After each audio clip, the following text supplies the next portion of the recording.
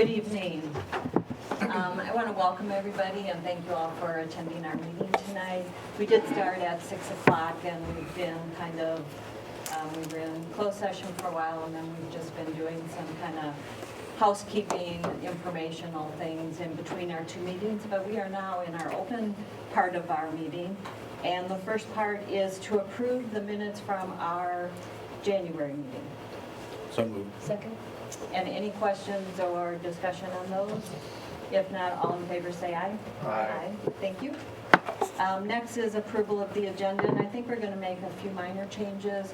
We have some guests here that will be showing us the interior of our middle school, and we're going to put you right before our committee report. So we're going to do our internal reports, and then you will be inserted there.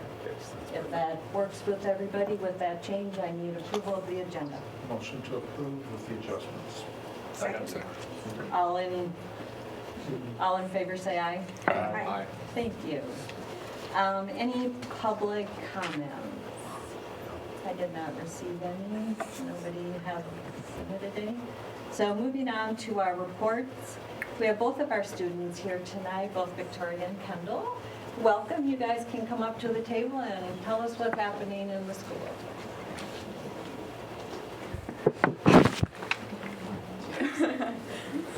Hi guys. So for February, we just kind of have a lot of wins to celebrate for different things, which is good. So starting off with sports, the boys swim team won conference for the second year in a row. So that was exciting. And then boys wrestling were regional champs this year. So that's worth celebrating. And then just a shout out, I'm pretty sure boys lacrosse is still looking for managers. So if anyone knows anyone that would be interested, that would be appreciated. And then as far as clubs go, HOSA, a healthcare club at the high school, has 20 students qualified to compete in state this year. And then our winter play this year is called One Stoplight Town, and the showings are on February 15th and 16th at 7 p.m. And the tickets can be purchased at waunakee.booktix.com. And then our mock trial varsity team is advancing to state for the first time in Waunakee High School history. Let's go. Okay, and then the last thing, so we do a student climate survey like twice a year, I think, at the high school. And so these are results from October. I was just kind of curious, like, what they would look like. So I asked Miss Nadler, and she was really nice and got back to me about what students were saying on the survey. A lot of the responses were pretty, like, expected. It was just like about like support, how comfortable you are at the high school, safety. None of those stood out. That was pretty like expected, which is good. However, one category we marked a little lower on, and I thought it was interesting, and it had to do with balance. Kids really struggle with balancing like their extracurriculars, family, school, work life. And it said 30% said they sometimes manage it all as opposed to always or often. And 30% may not seem like a whole lot, but when you break it down, that's close to 300 kids saying that they're struggling to balance everything. So, I mean, do with that what you will, but I just thought it was kind of interesting and that you might want to know that. So, yeah, but overall. How many kids took the survey? 928 answered, so. Wow. Yeah, pretty good response, but. And when do they take that survey? Just on their own time? Yeah, during advisory mainly. And this was back in October. We just took one for February, but the results aren't posted yet, so I'll have those for you next month. But I would appreciate those results. Yeah. I think that is something, I love that you brought those to the board. yeah, for sure. That's No, I good thought it was information interesting for us. Yeah. Yeah, that's great you brought it forward. I mean, that kind of correlates with some of the things you've heard in the past from the Waunakee Cares Coalition, some of the things that that Lisa's shared on her SEL work that very much triangulates with the data that you're bringing forward. That's a big concern as far Yeah. as all the different commitments and the expectations that kids have. And Yeah. that's one of our concerns. We share that. Yeah, Thanks. thank you for doing that. Totally. Do you have more for us? Nope, that's it. I got a few things over there. Okay. So I gotta just have a shout out to Tori, who's on the front page of the paper. So I just thought that was pretty cool. And she's Thank got her you. diploma over at MATC. So are you still taking classes through that program, or where does that fall? You did walk across the stage, I which did. I didn't know until you did that. But then I saw you in the paper, which I'm really happy that they did an expose on you, because that's a pretty cool thing that we have students that are doing that. So congratulations on that. Thanks. No, I finished my classes back in the summer, but I was just waiting until the winter for like the graduation. So Very yeah. cool, very cool. And Kendall, you're gonna see next month, and with, I believe, with some of your fellow students who've been working with Annie Blackburn. They're doing their apprenticeship work in communications, and they're doing some stuff with Warrior Media and some other areas. So we're gonna bring you guys forward to the board to kind of share some of the work that you've been accomplishing. I think that's next month. Yeah, So I'm super excited for that. So you get kind of the Kendall report, and then you get the presentation. Yeah. Yeah, it'll be kind of fun. Very fun. So they're doing some really cool things, and we're excited to share that with you. Congratulations. Thanks, guys. Thank you. Thank you. Thank you. Thanks for Thank you, coming. guys.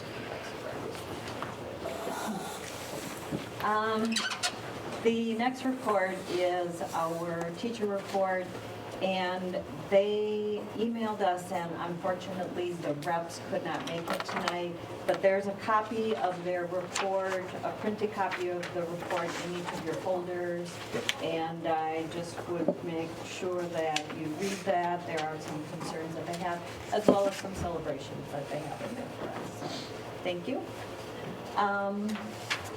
Next, I would just like to see if any board members have attended anything other than the state convention. That's kind of a separate item.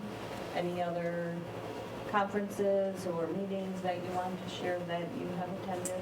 I attended the robotics Oh, function that gosh. Tim Shell organized and facilitated, which was interesting. I was surprised. I didn't have the knowledge that many people. It was well attended. Yeah. I don't know, a few hundred. Yeah, we had over 200 people there. So, but to be, I didn't, thinking back on it, should I ask more of the attendees, what is your level of interest in it? So there was a lot of younger attendees, not in grade school and stuff, but sure a lot of activity there, so it was pretty cool. That's very cool. Yeah, I appreciate attending that. That was a pretty neat event. A little overwhelming with all the people, but a lot of energy with little kids who were interested in like the first Lego League type thing, some of the things that they do at the lower level. But we also had members of Badger Bots, which is a Middleton-based robotics team, and they presented and had some of their robots there. That was a pretty cool thing for all the kids and the parents to see. So that's a piece that one of the things we asked for at the end of that night was any parents who are interested to continue to be informed, and then those who would want to be on a planning committee. So I believe there's about a dozen who would like to be on a planning committee to see how that could get going community-wise, of which the school district would be one part of a partnership, but not necessarily the driver of it. So pretty exciting stuff, so appreciate her being there. Many of us had the opportunity to attend our state convention in Milwaukee in the middle of January. To me, that's always I'm always grateful to be able to do that and appreciate the support of the district to fund board members to attend that kind of a convention for both collaboration and just new knowledge. There's always new law and new best practice and new processes that people are experiencing great success in. So to me, it's always such a great opportunity.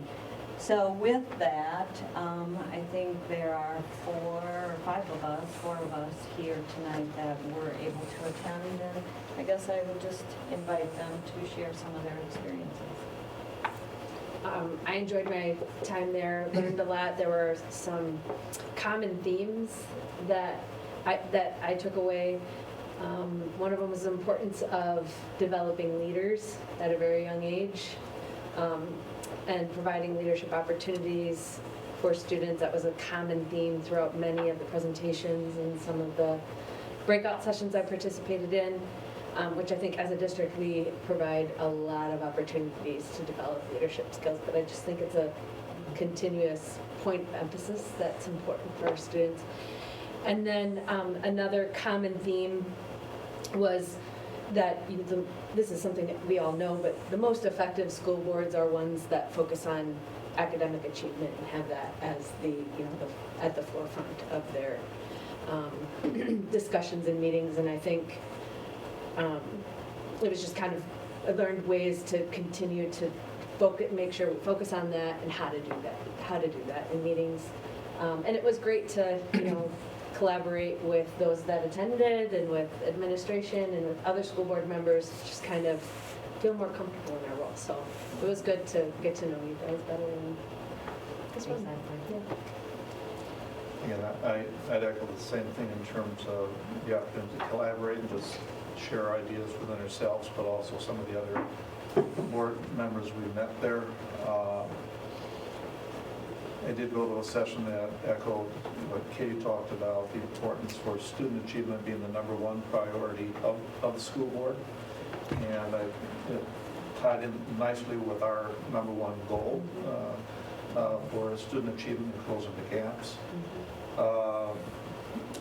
Very soon, your former school district, Montello, presented on how they went through an 18-month transformation from their reading program to science of reading K-12, and actually preceded Act 20 by about 18 months, and so that was very impressive. I attended a presentation that was given by a consultancy called Baird on referendum planning, because that fits really nicely into what we're doing right now. You guys can all hold me accountable. There is reference information that I can still access on that presentation that had quantitative data about successful referendums and unsuccessful referendums and what may have stood out about that process to make a referendum successful. I also attended a deep dive into budgeting because that's relatively new for me from school budgeting standpoint. And then I had the opportunity to serve as our WASB delegate, which took up a chunk of that time while there. I voted the way we discussed ahead of time, not a huge amount of drama in this particular year's event. There was one proposal that had been put forward that wasn't a part of our voting packet. That somebody was trying to get conversation around, and I need to move back to the team here at some point to say, like, when those come up, do we want to discuss those proposals at the end of the packet as well? Should I need to have a conversation with them just to get the point of view of the whole board and not just my own personal view? It would take more time, though. And then I sat through an anecdotal presentation on a school district who moved to in-house busing because I was curious what their return on investment was, what that looked like in terms of timing and what work would go into it. I'm pointing to you because it was a lot of work. Just to see if that is even something we would want to consider, and having sat through that, my takeaway was it was very fascinating, but no. So if anybody wants more on like what was the ROI or what was like what leads me to that conclusion, I can share more detail on that, but I won't tie everybody up with that right now. So it was a very good experience, and I'm glad to have had the opportunity to go. So. Great. Thank you all for sharing. Yes, it was. I also attended the reading one from Montello, and that was just amazing that they began when they began, and now we have Act 20, and all of us will be going down that road and their successes that they have seen. So it was good. All right. Next on the agenda is just to again look at the timeline of our own evaluations. So this year we're doing our self-evaluation with school perception. I actually did mine today.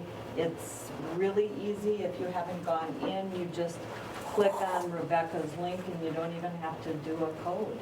They just let you write in, and it's pretty seamless. And then we have 4 open-ended questions for our self-evaluation. And I've asked Randy to put on the agenda for next month, before we do the priority evaluations, he's going to give us a summary of where we kind of are with our priorities next month. And then that evaluation is due, what's the date in here? March 15th.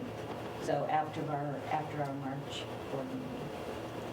Any questions on those? I think Rebecca has sent out all the links.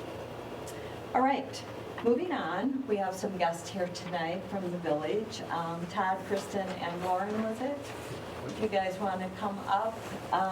They're here to talk to us about updating us on some information on the Kilkenny West development, and just to kind of give us an update.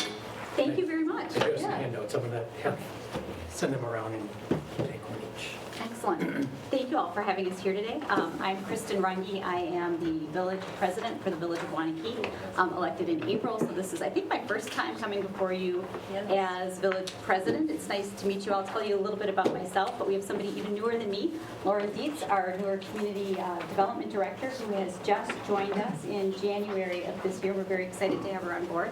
Of course, many of you know Todd Schmidt, our longtime village administrator, and we're very glad he's here. Do we need and two with of us. these, or is this So for those of same you that copy? don't know me, in my day job, when I'm not doing Village of Waunakee stuff, I am a community development specialist for the Division of Extension.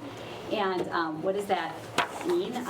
Most people associate extension with 4-H and ag, and we certainly do that, but we have a very small, very active community development group that I am part of, and we work in kind of 3 broad areas. I'm economic development and food systems development and research.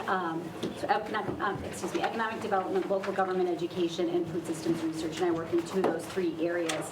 And I work with school boards a lot in very small communities, oddly, which you should talk about at conventions sometimes, because school boards in many of our rural communities are the structure of government that is most capable of affecting change for community development and economic development. So I am excited to be here in a different capacity today.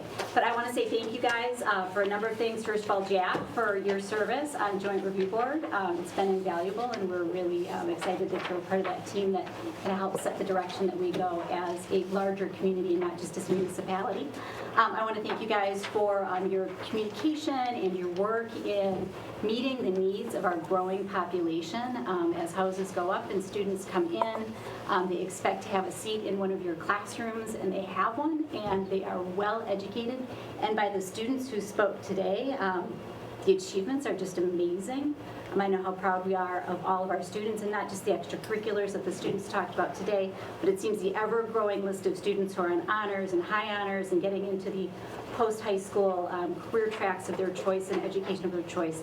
So thank you very, very much for that. I also want to thank Steve and Randy for coming to talk to us over the last couple of months and working with us as we're pushing some of our community development projects forward. We're hoping to do some housing work that you'll hear a little bit about tonight. We're doing some work with expanding our tax base so that we're not completely relying on our residents to fund the activities that we need to do across all of our different organizations or units of government. And you guys have been invaluable partners with that. And so with that, for the details and all of the technical information, I'm going to turn it over to Todd. So Todd, it's all you. I want to turn it over to Lauren and say, no, I won't. I won't do that. I'll be a good boss. First few weeks on the job, and we keep throwing your stuff. Yeah. Well, also, one quick note, we've already reached out to your new superintendent. Thank you for mentioning that. I forgot to. Yeah. And we're excited to meet her. I actually used to be a little baby assistant village manager in Brown Deer. So I know about the community she's coming from, and we'll look forward to embracing her here in Waunakee as well. Also, a quick note of thanks for, maybe, did he mention it? He might not have. Collaborating with us on the former library. Oh, yes. Both the food pantry and WNC have held their grand openings and are really in a special place to serve our community for a super long time. And you were a part of that, and we're thankful for that. All right, so I've got a few handouts and a little bit, don't reference the screen yet. I'm first going to focus on the other handout, which is the comprehensive land use plan. And I want to give you, just talk a bit about, broadly about our growth and our decision-making and planning. This land use plan map that you see before you was approved in 2017. And we're 2 years away from needing to be making decisions on our next comprehensive land use plan. You find it, Katie? Yes, All right, thank got it. Good. Now, Okay. when you look at this map, the yellow blobs indicate future residential neighborhood development. That's really important to y'all. In addition to the blue blobs, which are schools, that's important to you too. If you look carefully at the yellow blobs, you will identify a number of them that are no longer just yellow, but are yellow with lots inside of them. We have accomplished a lot of things in residential development that this plan suggests we ought to do. And that's in partnership with the development community.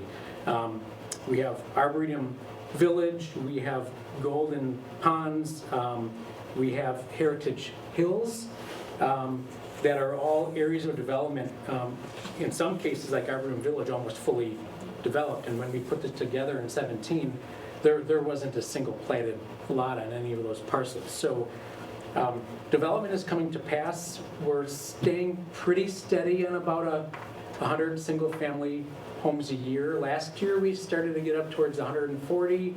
If you remember, the low point, at least in my 13 years of the village, was 40 single-family homes. That must have been around 2011 or 2012.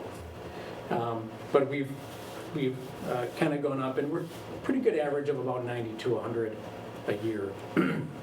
And sound municipal planning suggests and lays out where those next steps will be for not necessarily the village, although it's within the village, but to be clear to landowners in the development community where good logical growth should occur next. And that allows Lauren and I to give very deliberate, clear answers to the developers and landowners when they approach us about development.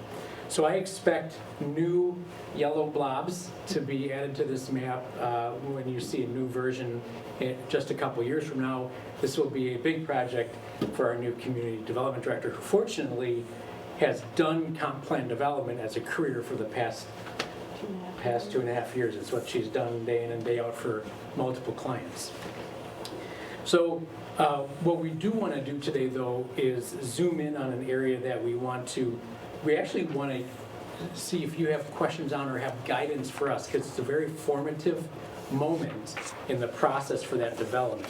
So the smaller 8.5 by 11 sheet, let's see if I can get am I doing this right? There we go. This sheet zooms in on Kilkenny Farms and Kilkenny West, and also you can pick out the intermediate and heritage school site on there, and you can see how we have anticipated development around and road networks to be supportive of that development and the development around that area. So as you look at this map, at least the conceived approach back in 2017 when we kind of looked at the crystal ball was sort of a mirror image flip of Kilkenny Farms as it currently exists. You mirror it to the west and you see versions of commercial that continues to the west, along with some transition into then single-family home development, and you see the road networks as they work through there. Stuff changes over time. Comp plans are a living document, and we've actually seen some modification to the design of the general development of this area to what I'm going to show you in a moment. I do want to point out that the black and white dashed lines represent main road networks, in particular, arterial and collectors are suggested with those lines. And you do see the suggestion that an east to west corridor from Peaceful Valley, where it currently stubs on Century, continues westward and would wrap around the school site, going then north, crossing Woodland into future urban. What you don't see on this conceptual map is a major road immediately adjacent to the school district site on its west edge. You see the suggestion that it would more meaningfully go out further west. It doesn't mean that there might not be some appropriate network connections within there, but in terms of main network, the village mothers and fathers thought it fit to suggest a major connection a little further west. Right. What Todd's talking about is right along that west edge of our, where the intermediate school is, there's actually an easement road right there. And that's what we were talking about, was is there a road that's gonna poke out right next to that, up onto Woodland Drive?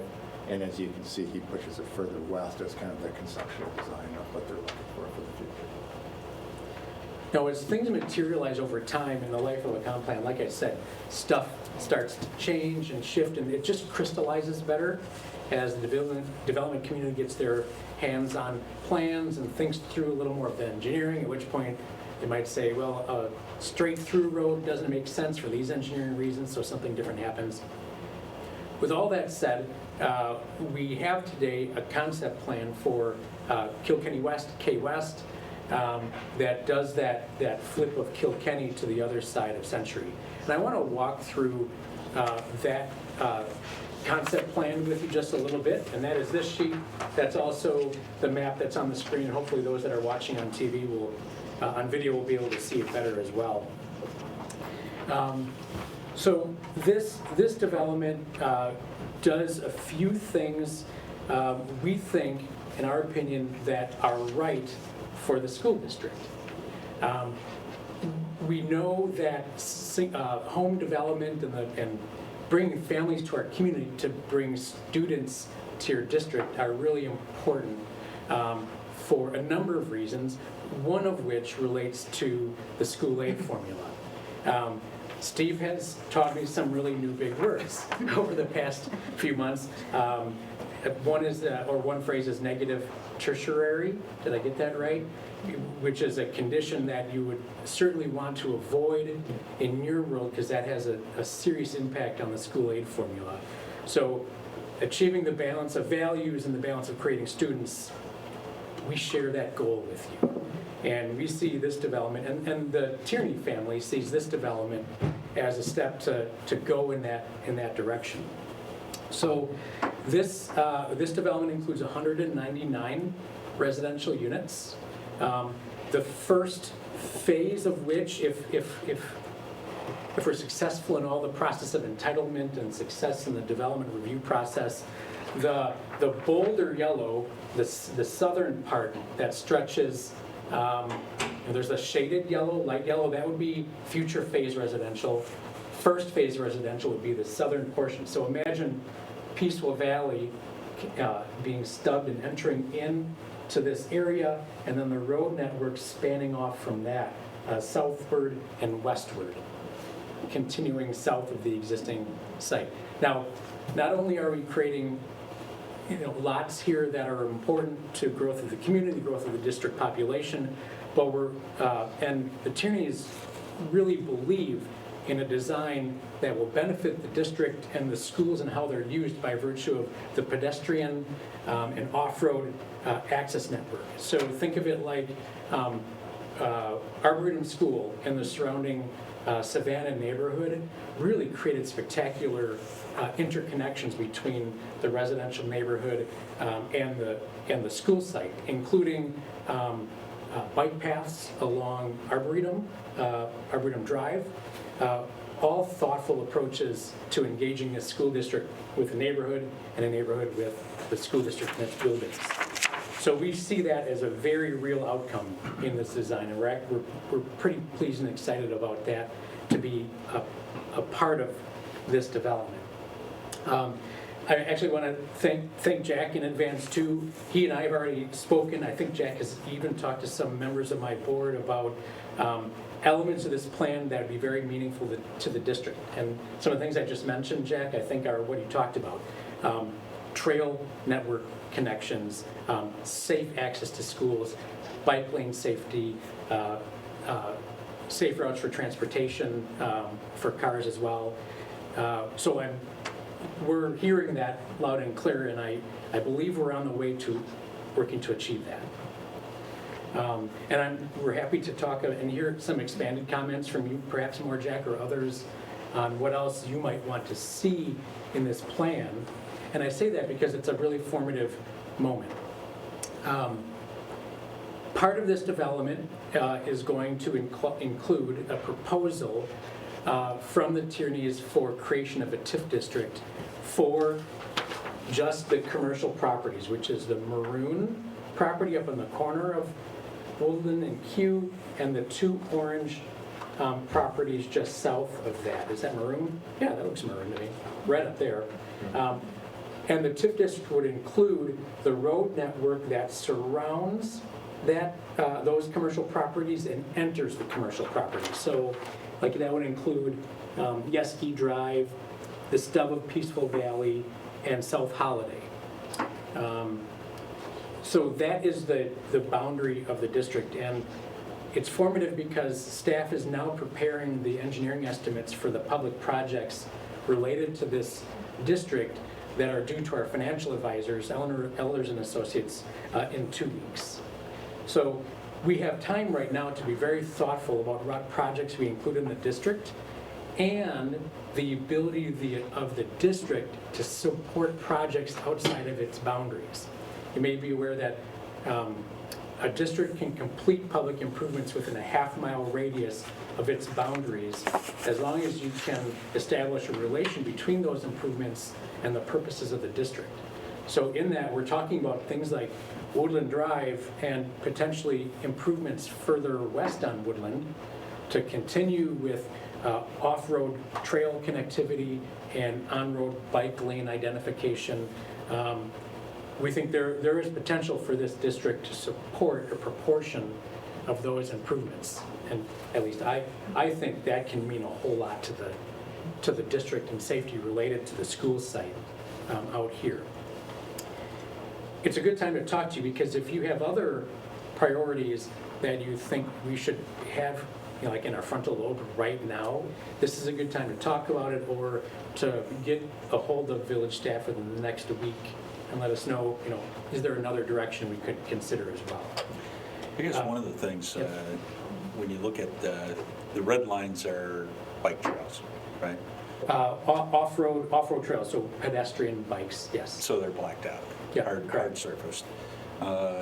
Is there a way, you know, because is there a way to extend that through the TIF district and make a hard surface to like one of the roads so that kids can ride their bike? Because right now that's grass, right? So where are you at, Jack? Well, just, you know, just on the, you know, you got this bike trail coming in here, and that's grass right here. You know, if we want, Onto your property. yeah, if we want, and obviously we have to talk with the board, but, you know, would it make sense, or could we get some funding out of the TIF district to, I can jump in there, Jack. I know, Robin, you've been part of the design, because our elementary school is going right here. Yep. And I believe what we have is we've worked with the developer to actually bring in some connected trails, similar to like how we have at Arboretum, where they will connect some of those into our property so that you can come in from the backside. Is that? Yeah, so we had planned for a sort of a future trail on your site at there, just sort of pre-think of that, and then exactly where it connects will probably be determined once the development really nails out, but yeah. That was part of what we talked to Don about when we were kind of laying out the initial scope, and he was planning out the division, was how to make a connection from the south side of the property. thank you. Another thing that I've learned, thanks to Steve, that is could be looked at, viewed as an advantage to TIF use, is that non-residential value, whether it be industrial or commercial, if not included in a TIF district, can have a bearing on that negative tertiary condition. So there is reason to consider this isolated commercial development area here, if within a TIF district for a period of time, can be viewed as a strategic advantage to the district funding's formula. I'm going to plead totally not the expert on this and believe Steve when he tells me that there is reason to look at that favorably from a district perspective, perhaps. Did I screw that up? No? Okay, so far. So we have that in mind, and we also, in the process of creation of a TIF district, have to keep in mind the TIF's pro forma and the developer's financial, and weigh whether it passes the various tests that are required of a process. And Jack sits on the Joint Review Board and has seen that math before, and it's pretty intensive. And our financial advisor is currently completing that review of the pro forma related to the K-West development, and they'll be presenting an opinion to the Joint Review Board, to our Community Development Authority, and then to the Village Board to advise them on decision making. So that's all underway as well right now. There's a bike path now, I think that's on the north side of Woodland going west, am I correct on that? But with the increased traffic that's going to be there because of Heritage, is there a plan in place for safe crossing? Yep, that is an element of a project cost that we'd like to include in the district. Whether that is at, you might have already talked a bit about this with our planning staff, do you know, Steve? There's been discussion about the appropriate place to put that. Maybe it's, whether it's at South Holiday Drive, or, I'm not sure exactly where, but I know our engineers have been discussing the right place for that, along with paved path on the south side to mirror the north side path along the whole corridor. And in that, we're going to have to work with the private property owner, the Millers, there, and we'd have to then work with you as well on the north side of your existing property. I'm going to interrupt. I know Robin from EUA has already worked on some of the stuff that you're talking about, so I saw you nodding to me. So Yeah, so I don't know that all of that's covered, but there is one going in right essentially where the bus loop comes into there's a crosswalk with a flashing light going in there to help with sort of what you're talking about, Mark. Yep. And then I think some of those other things might be an additional feature. But I think one of the discussions was because of the traffic on Woodland, to look at putting a bike trail on the south side as well. So you get crossings, you get more access, just make that a more safe area for.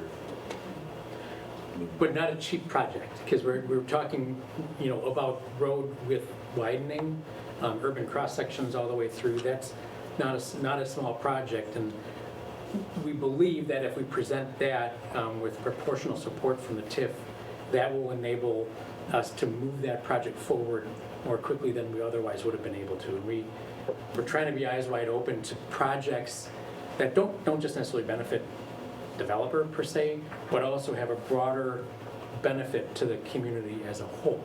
And we think that's the right way to approach and view any TIF district that we create. That's the gist of my comments. And before we receive whatever feedback you'd like to give tonight, are there anything else that you want to share? Yeah. I think I'm ready for questions. Yeah, the meeting. A day on the job, how can she? By the way, the meetings. It's really good. The meeting process for this is. You put her in the spot here. I did. There's lots of the process, but the Joint Review Board will be convening in, I believe it's later March or early April, or both. You have to hold 2 meetings. So I think later March, then into April is the window for the litany of meetings related to TIF creation.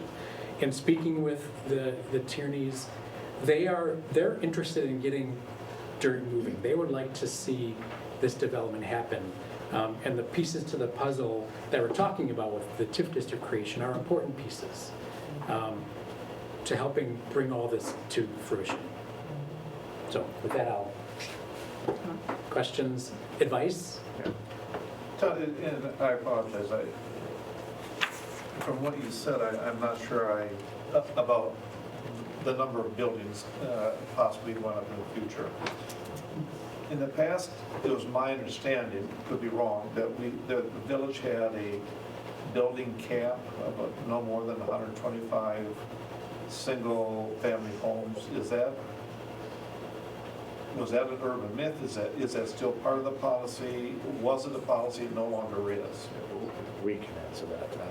I think Steve and I can answer that. I mean, I think what that was built off of, you have to go back 25 years probably, Steve. I think that was with Gene Homley was superintendent. They were taking a look at growth when it was still taking place and looking at what's the minimum number of growth in new homes, and at that time the number of kids that would come out of them to keep growth moving positively forward with the school funding formula. And that was at 120, 125. And I think the village had worked on for many years to try to keep it at that. And that leads in very well to really what that I think is from the school district's perspective, we need growth right now. Because I think we can look around our table here, we have kids that are graduating and we're staying in our houses. So our new kid growth is coming from new housing starts. So as we start to look at kind of how we maintain our programs and sustain ourselves as a district, we're in a very enviable place in that we have land available and we have growth prospects and proposals in front of us that are showing how that can happen. So I think what Todd is talking about as far as the gateway to get to those things, our primary interest is those homes are important to us from a sustainability standpoint of us as a district and future growth of students. Mark, to your question though, you're right that is an element of the discussions we've had in the past. I mentioned 199 home sites, but that is over a phased approach. I can share with you that the expectation as they move into the southern part would be about 120 homes over a 2-year period.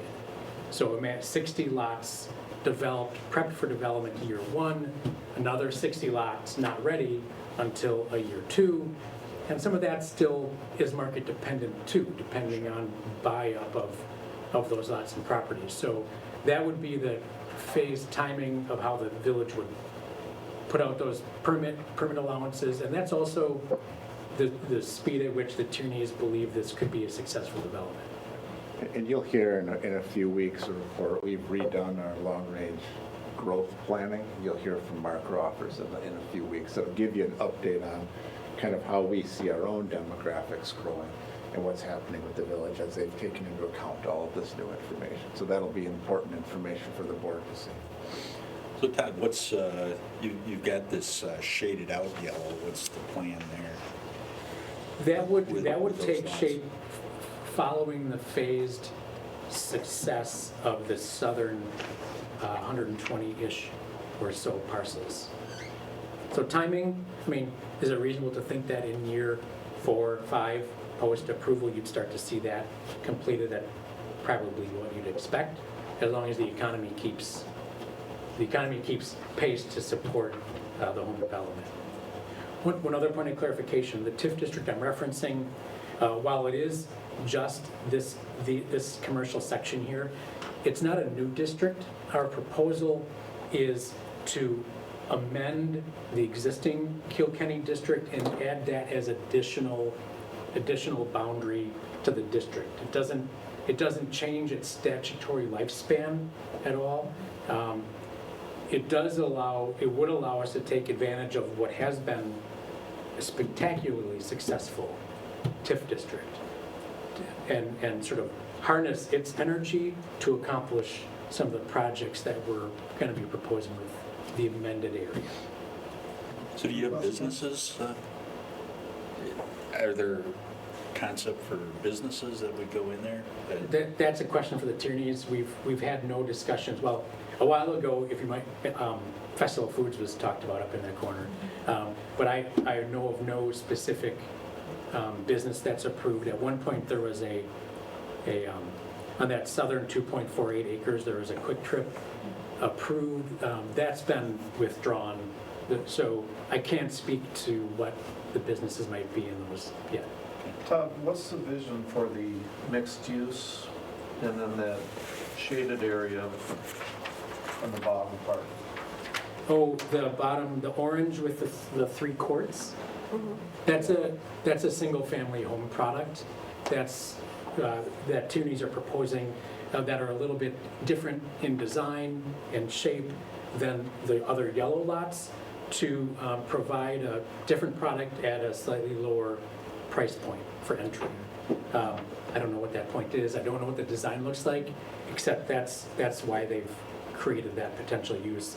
It also allows them to incorporate actually an existing house. One of those orange spots is an existing single family, and they're able to fit that into the design of the development. And then the mixed use would be residential and commercial? No, the perspective right now is that assuming that all goes well with what we're attempting to complete, is that will largely be a commercial user. It's potential that they may come in with, what's that, 11 acres? A user or two that we might celebrate to take all that space without mix, in other words, without like second story or third story residential. That isn't the automatic answer here, although it could be, and this general development plan sets that up for potential. Can I underscore something that you said, Randy, too? Your observation that we're not having a churn that we used to have 10 to 20 years ago. When I got my extension hat on and I'm running around the state and I'm talking to different communities about growth or lack of growth in most communities, that's one of the things that we're observing everywhere. In part because today's retirees and today's people in their 50s are a lot healthier than they were 30 or 40 years ago. So they're remaining active and in their large homes longer than they have historically. So this churn of baby boomers selling their homes and turning those homes over historically to a younger generation is not happening in the way that we've seen it. We're starting to see with the interest rates right now, but after interest rates come down, construction costs and the workforce shortage in home building is putting a lot of pressure on housing prices across the state, across the nation. So people who are maybe looking at or would have looked at 5 or 10 years ago downsizing are looking at purchasing a home that's smaller, that costs just as much as the expensive one that we're selling. So we're not seeing that shift. So when we're talking about growing a population, or we're talking about bringing new residents into a community across the state, we're talking about the necessity to build. It's a lot easier here where we have available land, we have people that want to move here than if I was talking to a Pittsville or Gilman school district, both of whom I'm working with right now are great school districts, very small. We've got that opportunity, so that's why we're here talking about kind of the need for growth is the need for construction. I appreciate the strategic forethought that's going into the safety factor. And I totally concede to Steve on how TIDs and TIFs play into or don't play into our funding. I have never attended a village board meeting, but I am an avid lurker on the internet, so I watch them all from the comfort of my home, couch and whatnot. I know that there's a lot of conversation that happens about the but-for question. Just comment as a resident, like the conversation, the compelling nature of the but-for question is lacking.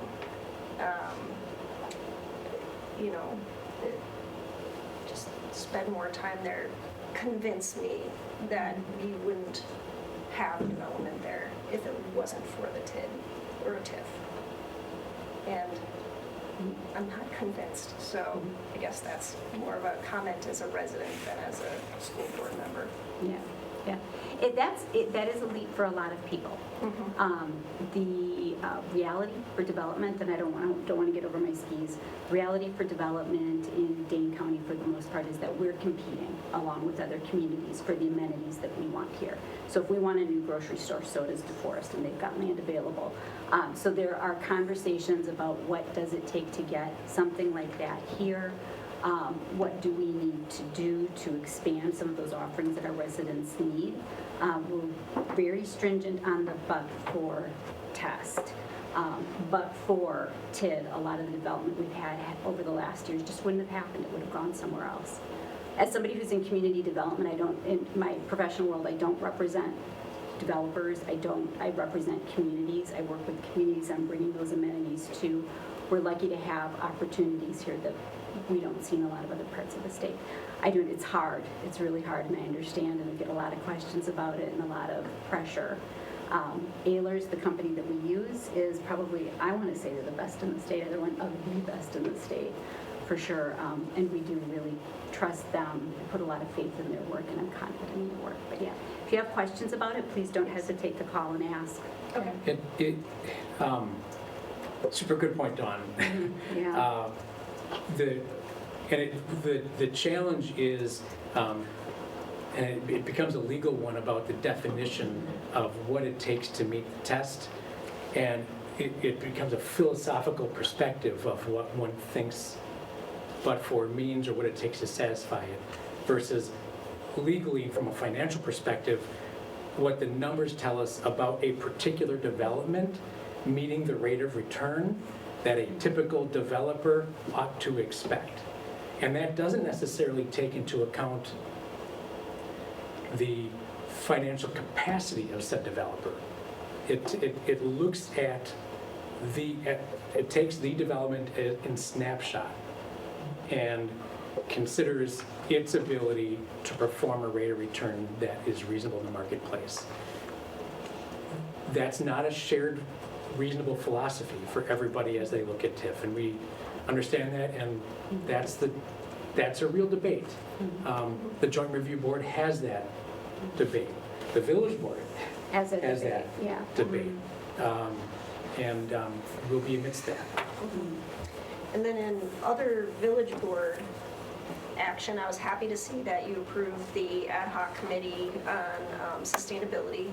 I know there's open seats for community members. I'm not putting my name in that hat. However, if no one from the school board joins, or you don't have members of the district who join, for one of those meetings, I would suggest that you have someone from the school board or from the school district come and speak to some of the sustainable efforts that are going into the new efforts, because there is some alternative energy infrastructure capital appropriation that's going into place that the board, that ad hoc committee should know about, and some of the federal assistance and state assistance that's in place to assist with things like that. And I think our school board would be interested in knowing if the village board comes up with an option for mitigating food waste to landfill, that is something that we could look into partnering on, because that is, from a tonnage standpoint, the largest contributor to landfills is food waste. So thank you for approving that, and I'll be curious to see how that goes. I hope Lauren is taking good mental notes, because she's one of the key staff assigned to staff support that committee as it gets rolling. I would expect fielding candidates for that within the next month. And on behalf of our students, I thank you for approving the chicken. I'm sure the FFA students will be grateful for an opportunity to raise chickens on school grounds in the future, and provides an opportunity we didn't have before. So. And in the future, honeybees. Honeybees, I know, it's going to I come don't think up. that's far away from I the don't think we're discussion. far away from that, yeah. Thanks for the questions, though. The but-for test gives me heartburn, I'll be honest, yeah. So it is absolutely something that we wrestle, well, it's hard. That's why you get paid the big bucks. We all do, don't we? Other questions that you guys have, comments? Thank you, guys. Thank you. Good, thank you. Appreciate your Thank you very time. much.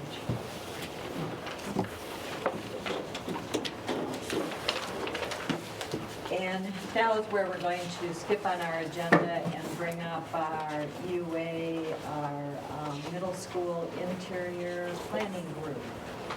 It's a fun part of our work is we get to show off some of the things that are in the renderings of what the inside of the school looks like. A few months ago, we were able to show you what the outside exterior was looking like, and now we're here to talk about the inside. So I'm going to let our partners from the UA walk us through what those look like and open it up to any questions. I know you have some samples of the materials in the back. And are you able to leave those here if people want to look at them after the meeting? Or would you want to take those with you tonight? We're hoping to take those back with us. All right, very good. Since it is still a project in work. All right, very good. But we do have digital copies of what that palette is that we can always share around as well. I would just say if anyone wanted to take a few seconds between our agendas, you can take a look at the ones on the table, but I'll turn it over to you guys. Hi, everybody. Robin Savolo of Epstein Union Architects. And today, to accompany me, I brought Jordan Harris, one of our interior designers.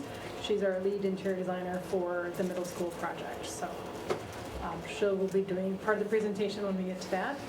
I do want to just sort of also touch base on part of the high school work is some maintenance, flooring replacement things, and since they are, replacing flooring, we were asked to help pull together some products and some color palettes. So I did just want to share that with you guys at a high level. Is really we're just sort of working within the school colors. It actually works really well with your logo, as you can see here. So it's really sort of that, the darker gray, lighter gray, black, some purples, things like that. So that's what we're planning on putting into certain areas of the high school for the capital maintenance. And then we're going to get into middle school here. So I did have two floor plans just to sort of reorient you with where we are for the building itself. Oops. Thank you. What do I hit for the, Steve, is it this one for the? Yep. Okay, sorry, I was hitting the I wrong think button. you got to use the mouse because it's not Okay. a PowerPoint, it's a PDF. Okay. You just have to rule. Right. All right, so just wanted to walk you through the floor plan again. So we do have sort of parent bus drop off here, parent drop off here on the west side, and then bus drop off here on the east side. This end of the building, there's gymnasium, weights and wrestling area, fitness and wrestling area, some locker rooms and some maintenance along with the kitchen. This is the main commons cafeteria area. These wings here are really the core classrooms. And then along here, there are sort of the encore classrooms along with some of the administrative offices. And then second floor, we have the core classrooms up here again. And then again, some of the encore classes like art and things like that and student services, with music being on this end and health over here. And these X's are just indicating that's a two-story space, so there isn't anything on the second floor. So I just wanted to bring that to you so that when Jordan goes over her stuff, you can understand what area she's talking about. And hopefully I can describe which area it is too to help connect some dots. Really quick, we've gone over guiding principles before, just as far as what we discussed as priorities, as far as what the end result is going to look like and feel like for these students. So these we keep referring to throughout the project just to make sure we are on track at hitting those goals. So the concept of the middle school, investigate and explore. So kind of leaning in towards that level of education that they're getting, kind of that mid-level, going through, they're past elementary and now kind of really figuring out what their interests are and digging deeper into those topics and studies. So as far as what investigate and explore looks like, there were a few different lenses we could go, but we really wanted to kind of look at the marriage between the natural kind of exploration in nature as well as modern lines and design that's really propelling us forward. So we wanted to look at natural patterns in nature as well as textures that you see at cross-cutting or if you put something under a microscope.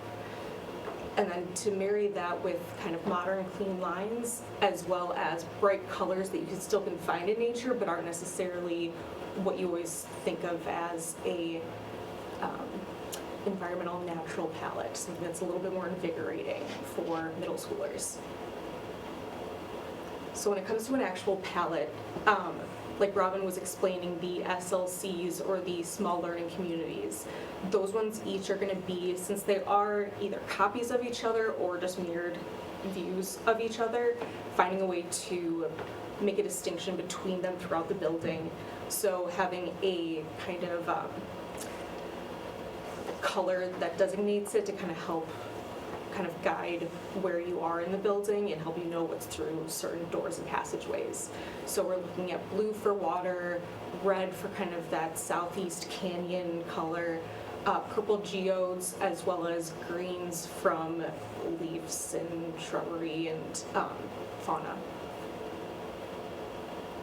Those will kind of be paired with natural wood as well as some very textural tile and carpeting that has these patternings within it to kind of create this overall arching kind of movement through the space. So getting into some of the renderings that we've created, this is a view of, like Robin was saying, the vestibule in the far right corner is of the bus entry. So that is the east or rear side of the school from the public road. One of the main features in this is this large bridge kind of spanning the gap between the music gym area to the SLCs and other kind of core classes. So with this kind of creating these paths, so with Investigate and Explore, how are you experiencing this building? It's not necessarily exactly what you're seeing, but what is getting you through this space? So with this bridge kind of guiding you from the north end to the south end and vice versa, and then using that kind of carved path mimicked in the reveal in the ceiling to show what's up there structurally, which can be really interesting. You don't always see what a building is at its bones. So being able to have these reveals in there, as well as have it mimicked on the floor in like a two-toned concrete, so you kind of see it at the roof level, the intermediate, as well as the ground floor to really encapsulate the entire space. But I think we are missing a slide. So the LMTC, so the Library Media Technology Center, that is at kind of the heart of the school when you really look at it between all four of the SLCs, especially with it being a two-story space. What we wanted to do is bring in the underside of the bridge from the commons is this wood look metal ceiling with integrated lighting.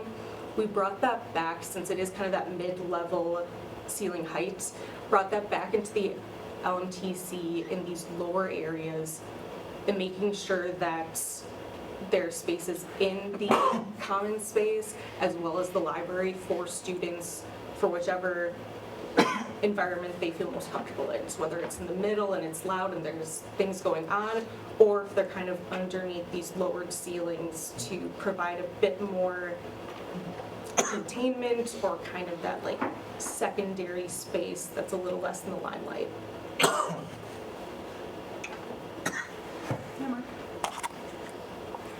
Mark, did you have a question? I'll just wait. The next one going to be more library, not LMTC. No, so if you have a question, yeah. Okay, so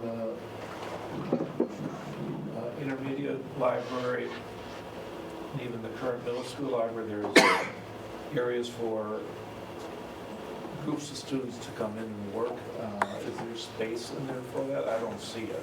So there is. So back in this, I know you can see the current library that the middle school has as far as book collection is one of the largest I've come across, which is fantastic.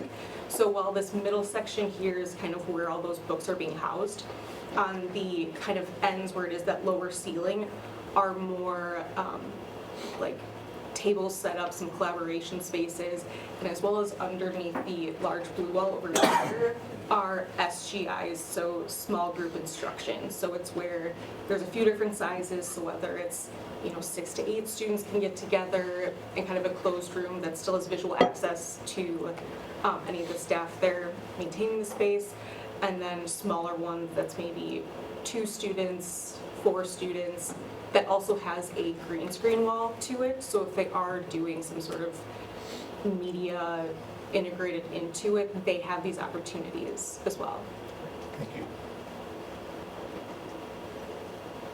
So within the SLC collab space, so this is what people sometimes call as houses or pods, these small learning communities will have their standard classrooms around the perimeter of this collab space. So there's equity between all of the standard classrooms and this collaboration space in the middle where classrooms can come together, students can come together to work on like small projects or be able to work independently while still being within this kind of controlled environment of their other teachers, and it makes a large school feel smaller for them, at least for a portion of the day. It's kind of that nice hybrid between elementary, intermediate, and high school. And so as we've talked about, kind of going back where we had the green, the blue, red, and purple, because there's 4 SLCs, each one gets that signature color. So here you can see in this one is the green SLC, so you get that color pop in the flooring and carpet as well as in that painted soffit that also has that lowered wood look ceiling. So there are 3 other basically identical ones, just with their own signature color. So Sarah's open access to those areas, or is that going to be, is there a security doorway that can be secured when need be? So there are basically like 2 doorways into each of the SLCs kind of next to each other. And while they are on hold opens during the day, if anything were to happen that those need to be closed to secure down those SLCs, that can happen at, I believe, the push of a button. Mm-hmm. Think of the big doors at the intermediate school. So they can stay open during the day, which allows for easy open access, but yes, there is that secure level for hopefully when it's never needed. Thank you. Right.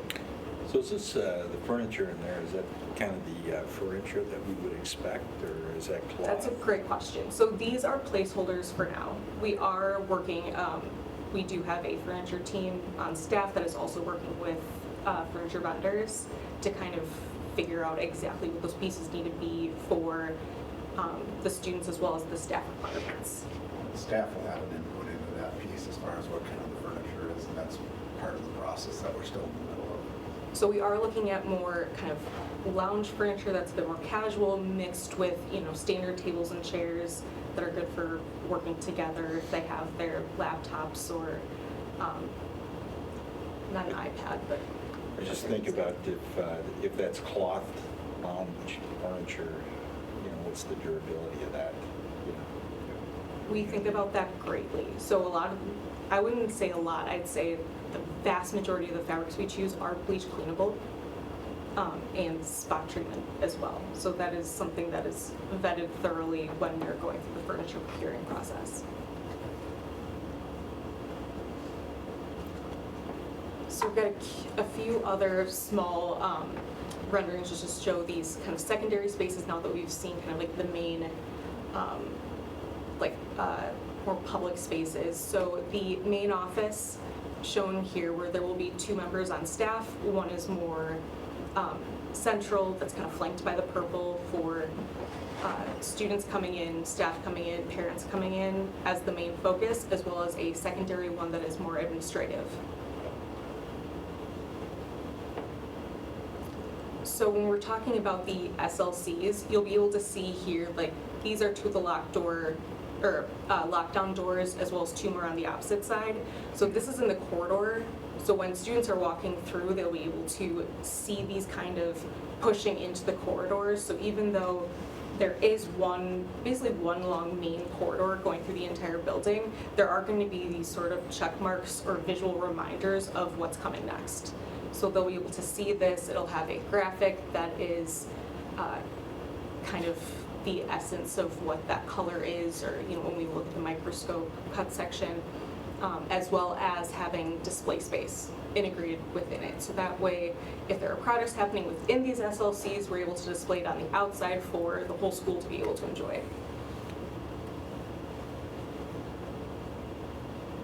And I believe this is the last one, the gym. So kind of going with something a bit different and using that Waunakee purple on the ceiling.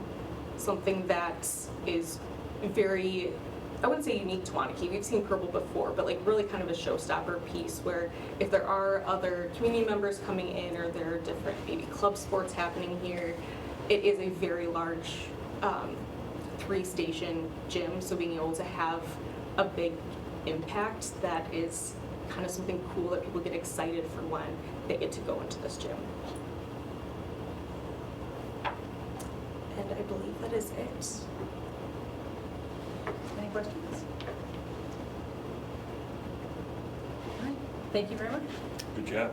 Thank you for being here and sharing all that. Thank you Those are the very exciting much. pieces that we're looking forward to seeing more of. There's those still some references. tweaks happening, so if you see changes when the final building is up, I told you it was not exact yet. Just a few little finesse. Yeah, and if anybody wants to see any of those, you do have them laid out on the table over there. I know you're going to take those with you this evening, so is there anybody on the board who wants to see them? That's what they're.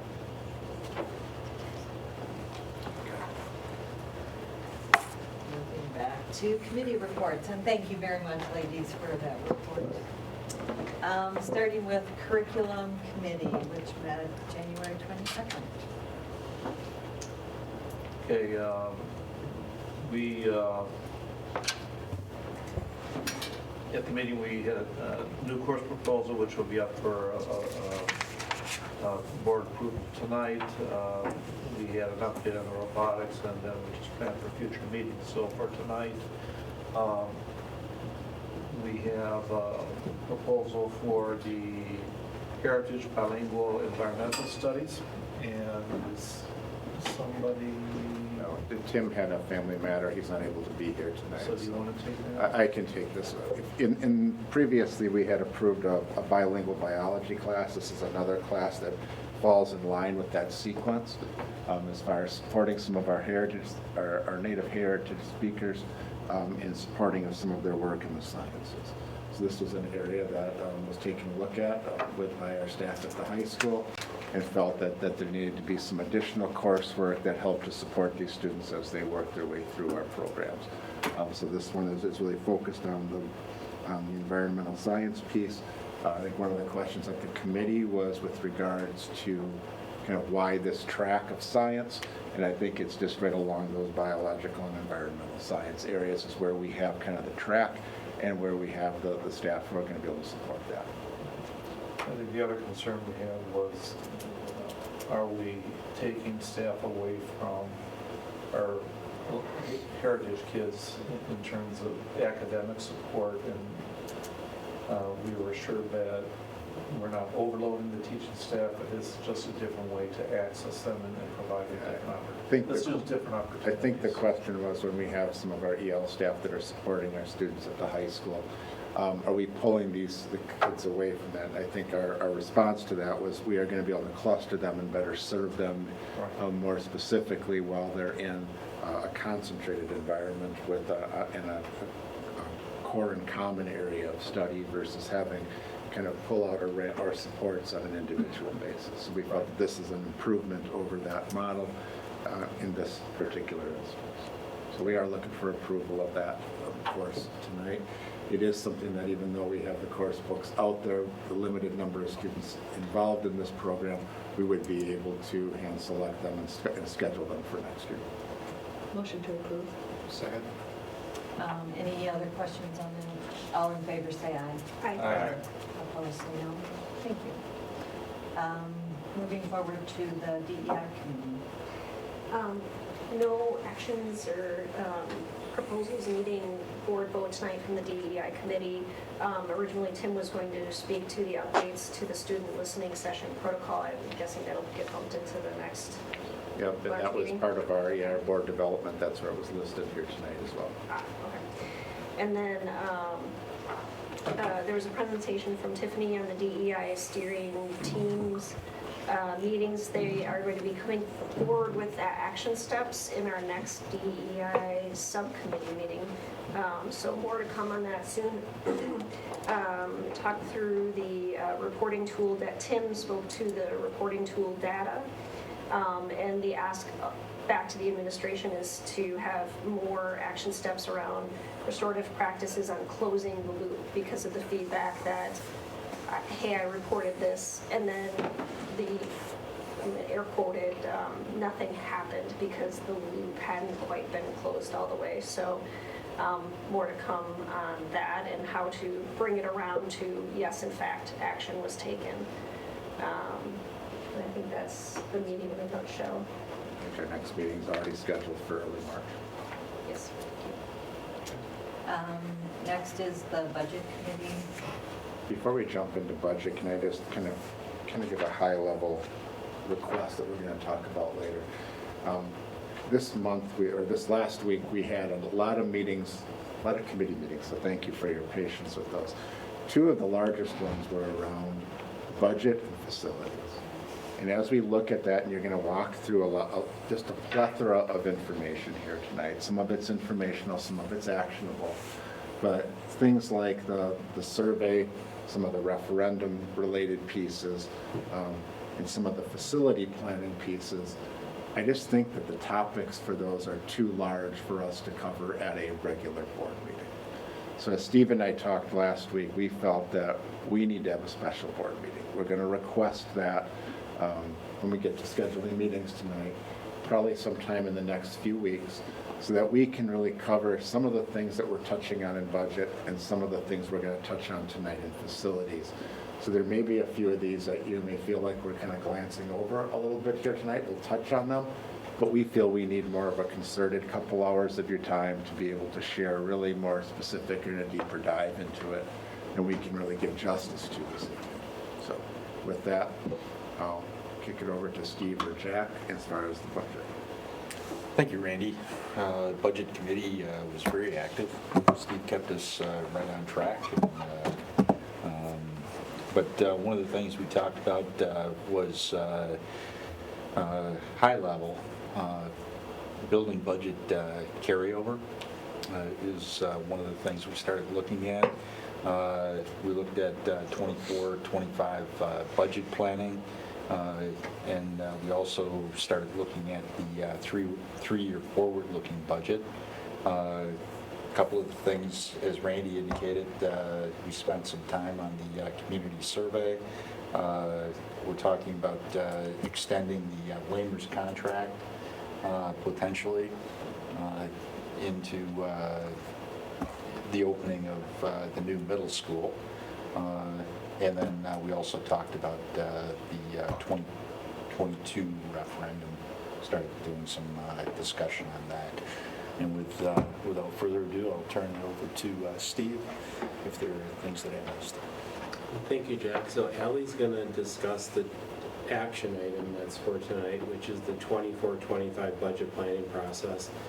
And then I'll discuss the conversation that happened with the committee about the community survey. So we'll start with Allie.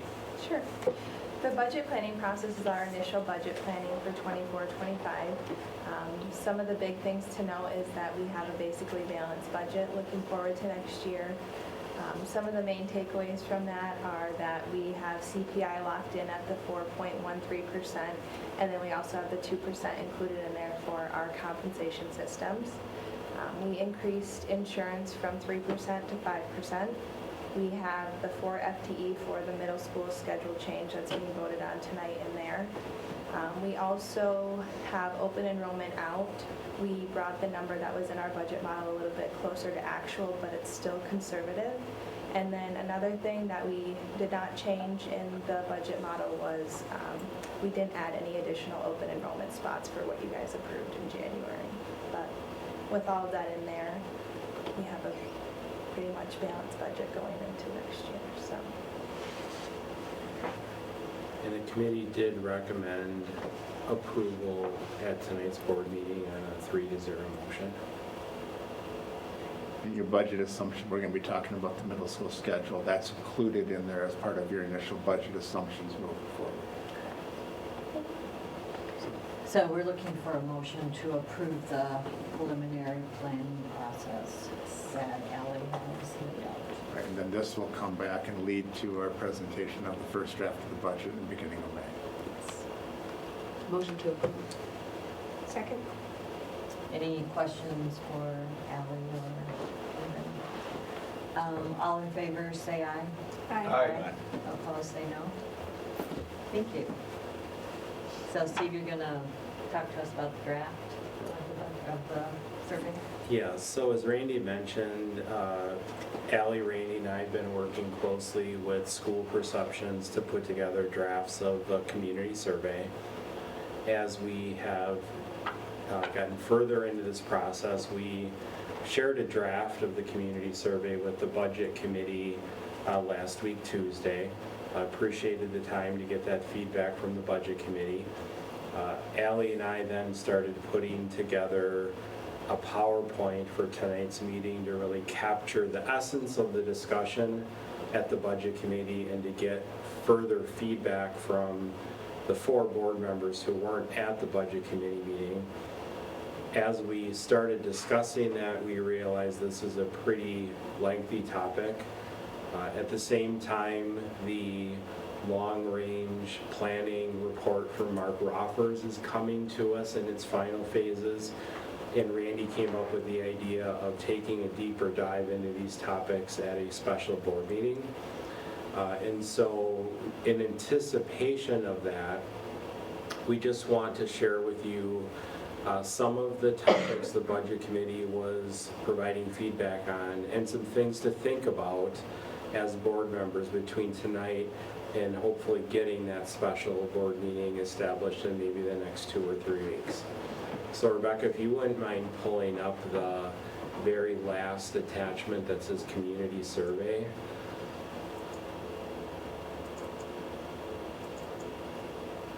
Thank you very much.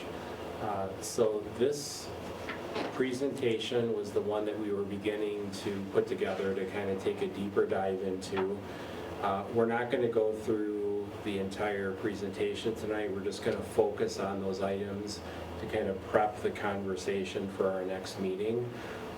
We did talk with the budget committee about the timeline for the survey. The intent, at least initially, is to try to get the survey released after the spring break timeframe. The goal would be to get data back in the May timeframe. And we are setting this up that if the board chooses, action could potentially be taken prior to Randy's retirement. And I definitely know that's been a topic of conversation for Randy along the superintendent transition conversation. So that is definitely something we're setting it up for the possibility to have this completed, prior to Randy's retirement. Randy asked us to put together kind of a longer range vision for how various referendums might look like over the next 6 to 10 years. This slide really would work perfectly with seeing the Mark Roffers report. The Mark Roffers report goes all the way out until 2040. So as a board member, you'll have the opportunity to see those takeaways from the Mark Roffers community planning report. You'll be able to see what the picture looks like out until 2040, which really will help bring perspective to this slide. So I'll just kind of skip over that for now. This will be a big piece of what that special meeting's about, is better understanding that slide in relation to the other decision points. Yep. The survey has two distinct themes. One is regarding the superintendent transition, and one is regarding district finances. And so as board members, you're welcome as well in preparation for the special board meeting to take a look at the draft survey. It's in the board packet for anyone who hasn't had a chance. The most recent draft is in there. You're welcome to take a look at it. There's 4 pages on the superintendent transition, so if you get a chance to open it up, pages 1 through 4 are on that topic. And then pages 5 through 8 are on the topic of district finances. The budget committee discussion focused on the topics of 2-year versus a 4-year operational referendum. There could be a conversation around a 2-year bridge to a potential November 26 high school referendum capital question. There certainly could be a logical conversation over 4-year cycles to coincide with presidential elections. Dawn shared some information about a presentation she went to at the school board convention that indicated, the advantages of looking at that type of a cycle. We talked about recurring versus non-recurring, which are the 2 types of operational referendum questions allowed under state law. And then we also talked about step-up amounts versus a stable amount. In the past, when we've built new schools, we've often looked at a step-up amount. We did that when we built the intermediate school. The most recent operational referendum was $1 million, then $3 million, then $6 million. But there also is the ability to do stable dollar amounts. Districts across the state oftentimes do stable dollar amounts and keep them consistent for a period of time.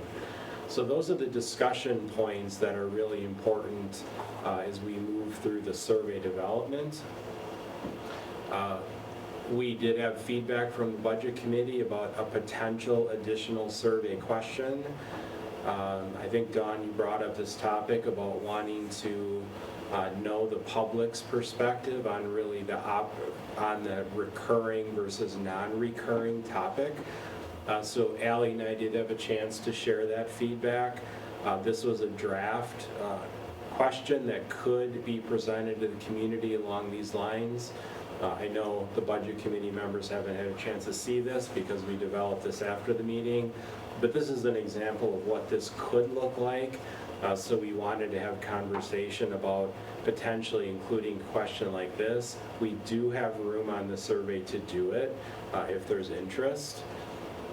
School board feedback requested, and we're not requesting it tonight, but we're hopefully going to request that in a couple of weeks, and these are things for everybody to be thinking about. Do you like the idea of that additional question being included in the survey? As board members, how do you feel about a 2-year operational referendum question versus a 4-year? How do you feel about step-up dollar amounts like we've done in the recent past versus a stable dollar amount? And then, of course, any other feedback related to the survey, we would welcome that.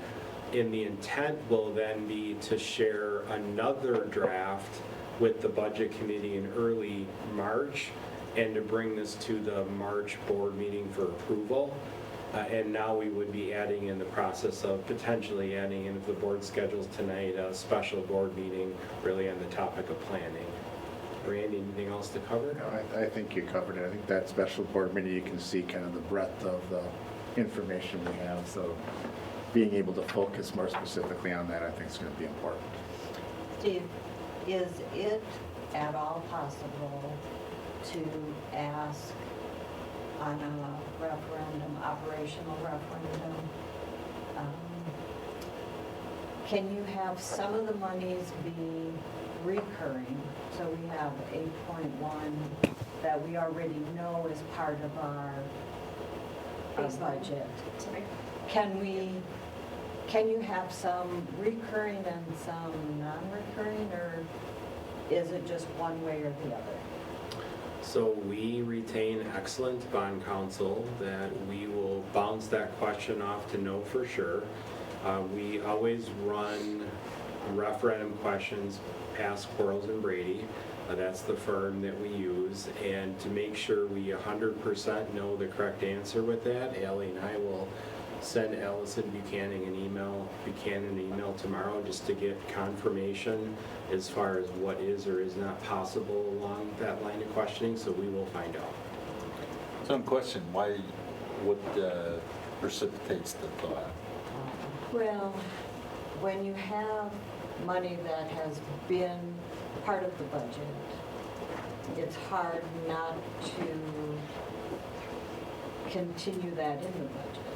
So if we know we need a certain amount that we have already been planning on, why ask that over and over? That was the That was part of our discussion. Yeah, the And rationale. I do understand that there's some unknown needs as you open a new building and, you know, I just wondered if we couldn't have some of each. So what your question is, could you ask a question that would be like for this hypothetical, 8.1 million recurring to keep that as the base, and then X amount non-recurring for X number of years, and ask that within the same question. Yes. That was part of what we talked about, because there is a lump sum over 4 years that we're going to need recurring at that point. And so the discussion, that was part of the reason why there's uncertainty within the committee, the value of making it only a 2-year bridge versus either a 4-year non-recurring or totally recurring. I'm concerned about referendum fatigue and folks understanding what we need as a baseline and what we're always going to need as a district versus where we're adding incremental amounts. And if we're coming back every 4 years saying, oh, we need this again, oh, we need this again. Well, that's the same baseline dollars we've always had for. Yeah, I think it becomes difficult, you know, and you can explain it, but, you know, part of it is already on the tax rolls. It's already incorporated into your tax bills. It's not new money. Right. So can that just be Recurring. recurring if it's not new money, and keep the new money more defined? And I think it's how you explain that to the people. it's how you explain it. Because if they're gonna vote and they say, I need $8 million, they think, all right, when we're done with 8 million, good. It's to say, no, once you have this, the next time it comes around, we're gonna keep that forever. So any new one that comes up, we're gonna ask for that 8 million, are we already getting plus an additional? And I think that's probably not all that well understood, I don't. I agree. I think that, and that's a piece, that's a piece that I agree with Steve. We have to ask that question. But you see, you have districts across the state. There are some that have only done non-recurring for the last 15, 20 years. And it does exactly what you said. It started off at one number, and now you're at $19 million. And you're asking that, so the funding cliff, if that ever didn't pass, is gigantic. It's catastrophic for a district like that. But I think in order to answer your question, we have to ask our bond council or our council as far as what it's able to do there. And you can see kind of the complexities of why this needs a special meeting. And the other thing I think the committee was concerned about is that 26 facility referendum potential within the operational part. How do we segregate that need from the ongoing need? It's complex. Yeah. There's a lot moving there. So start to see our agendas emerging as far as what we're going to be talking about. Okay, anything else on that topic, or we'll just set that meeting when we get to that point? Policy committee. Hey, just before we leave the budget, one of the things that we asked the staff to do is put on the agenda a overall planning, discussion for the athletic facilities.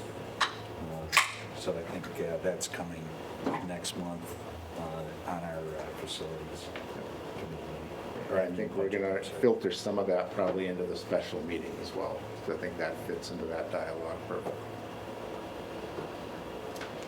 All right, now, policy. Policy. I was surprised, maybe felt bad, we were third on the list in terms of how much volume went through. That's right. I thought we did quite a bit in policy, but budget and facility is one. We've gotten through the extent of the 400 series, which is dealing with students with a couple exceptions to that. And I guess prior to going through those, I think we're going to get some clarification on the questions that were asked in the last one. Right. So let me try and dive into that. So there's a couple different agenda items here. One is the remainder of the 400 series. And then, but to start off with, we had a few items here that were carryovers from last month. And I believe there were some questions related between student searches and student suspensions. And as we tried to put those pieces together, I think I answered one of them as we went through here with the student searches. I think the question, at least what I've deduced out from last month's meeting, was notification of parents. So we've added that into the policy. You'll see it was just a change of one word, I think was actually all I needed to do. That if we are doing a search of an individual, that we will be letting the parent know. So I think that was the item that was listed there. We didn't have anything specific that we were understanding with regards to the student suspension. Dawn asked me a question just prior to the meeting here tonight, which I don't have the answer to, so it's one I'd like to kind of go back to my team on. Her question was related to in-school suspension, and there was the ability for the administrator to have their ability, I believe the way you worded it, I haven't looked at the exact wording, Dawn, about being able to allow a student to attend a co-curricular event. I mean, the co-curricular code deals with suspensions and code violations, but this would be specifically with regards, could you attend an event? So you were suspended on Tuesday and Wednesday, can you go to an event Friday night? So I think we just want, before I just answered that, I'd like to just get some clarification from our team members on that. Is that capsule?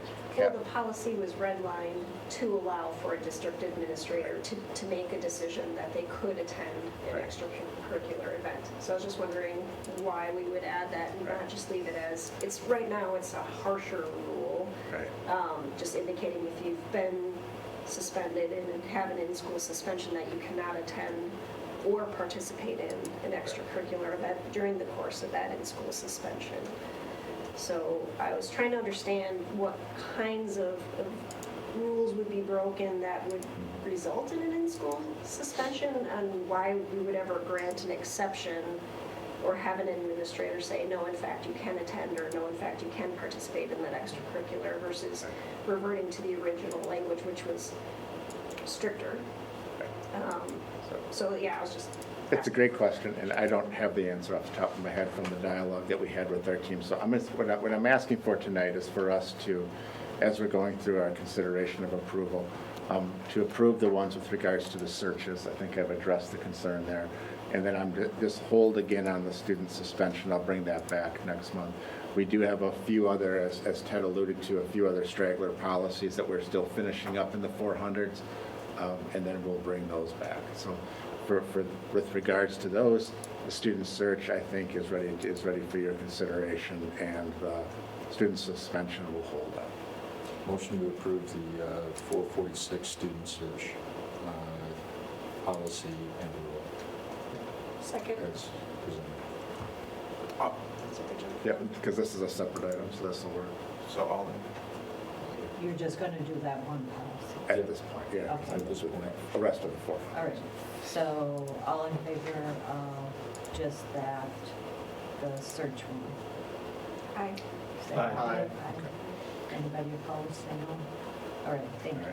And then the bulk of our work was really completing probably the majority with, except for just a few policies that we're still working on for the 400 series.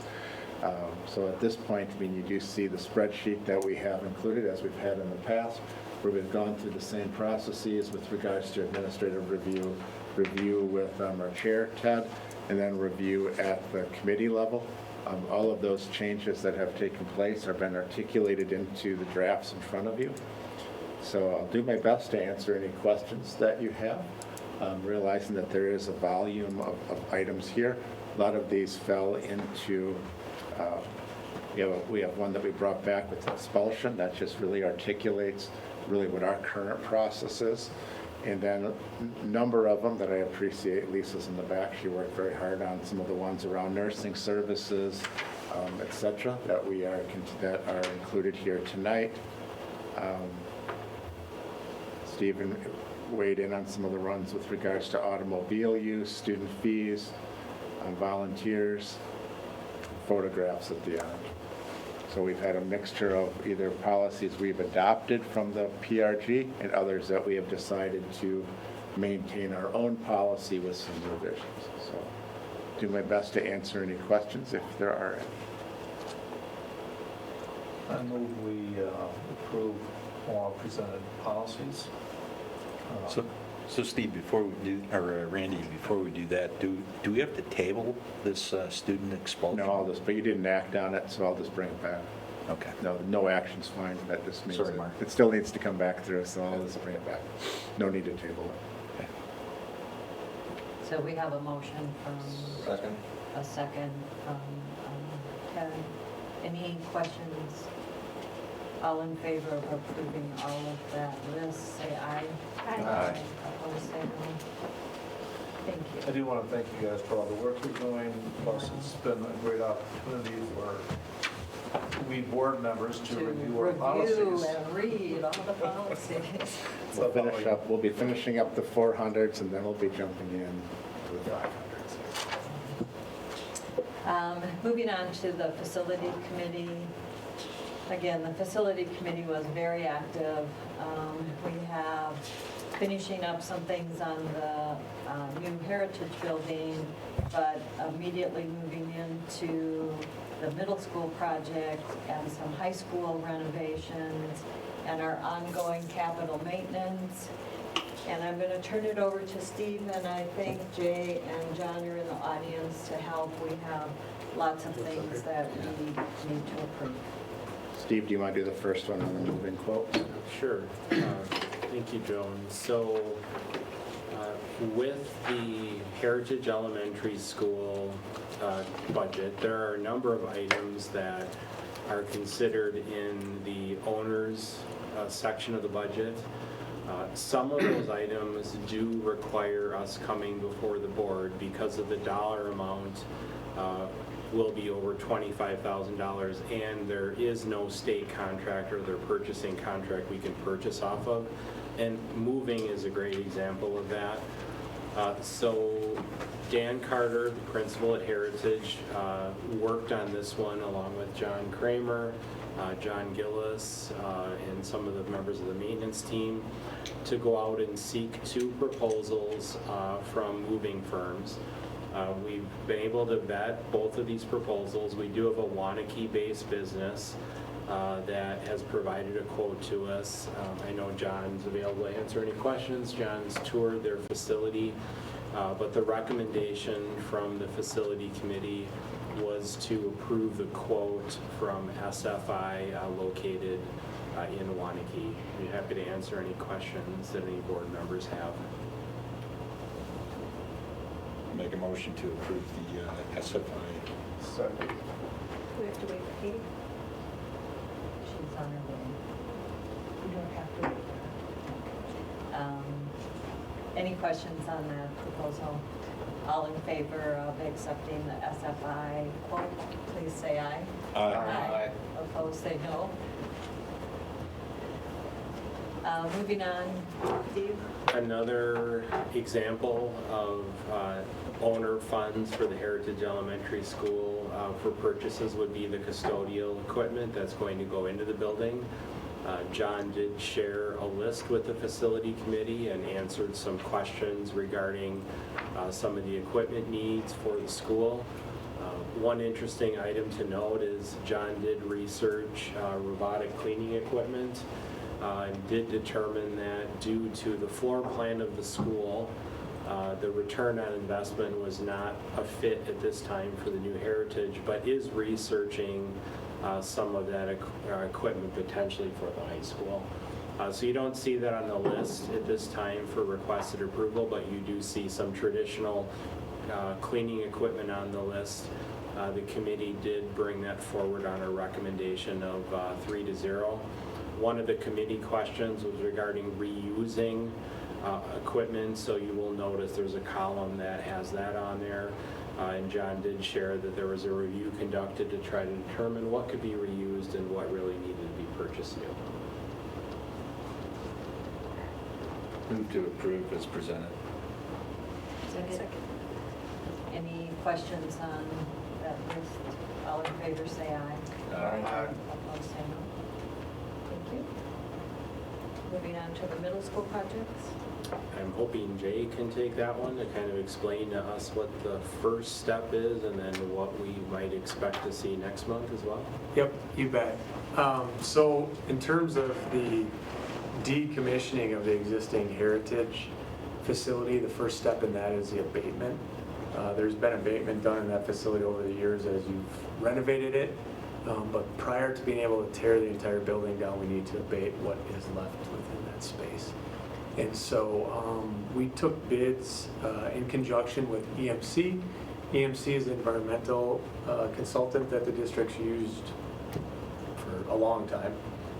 And did a walkthrough with potential bidders and then received bids last week for that scope of work, a week ago today, the 5th. And there was 4 qualified bidders, and the bid tab is attached there. And right now, Robinson Brothers is low for both base bid 1 and then the alternate bid as well. The alternate bid is essentially just a different timeline. So the base bid was planning on abatement occurring starting June 24th, so about 2 weeks after school would be out. And then the alternate bid was if we push that back to July 8th. And really we were looking at 2 things there. One is to see if it could save the district money, because a lot of abatement happens at a lot of schools right away after school is out. And then the second was to give the district flexibility in terms of getting everything we need to get out of that space, whether it's stuff that's going to get salvaged for use with the legacy committee, or it could be items that John's team is going to use for attic stock or other facilities around the district. Ultimately tonight what we're looking for is just approval of the low bidder, and then we'd like to be able to work with the district and the low bidder to determine what timeline makes the most sense for everybody involved. So we'd be looking for approval of the Robinson Brothers, Motion to which was the low bid. Second. Any questions on that? All in favor? Yeah, I do. On the abatement, is there an effort to segregate recyclable from disposable, or is it just all one big? Yeah, so the abatement is actually getting any of this asbestos out of the facility, Mark. The actual demolition of the building is where we would separate and ideally be able to keep a lot of the concrete and block materials on site to be able to crush up for stone. And then we're also working with John and looking at opportunities to even salvage some of the stuff within the space for like Habitat for Humanity. Ultimately, when it does get demoed, we will also recycle materials that can be recycled coming out of the facility. Thank you. If I can just add to that, Jay, we're also, at this point, you may see that we have a pretty active auction site right now. Any of the items that we can auction off, per our policy on the state kind of government auction, municipal auctions, we're pushing forward. And then we'll be assessing kind of what some of those things are as we get close. Great. So then, oh, go ahead. Can we just finish this?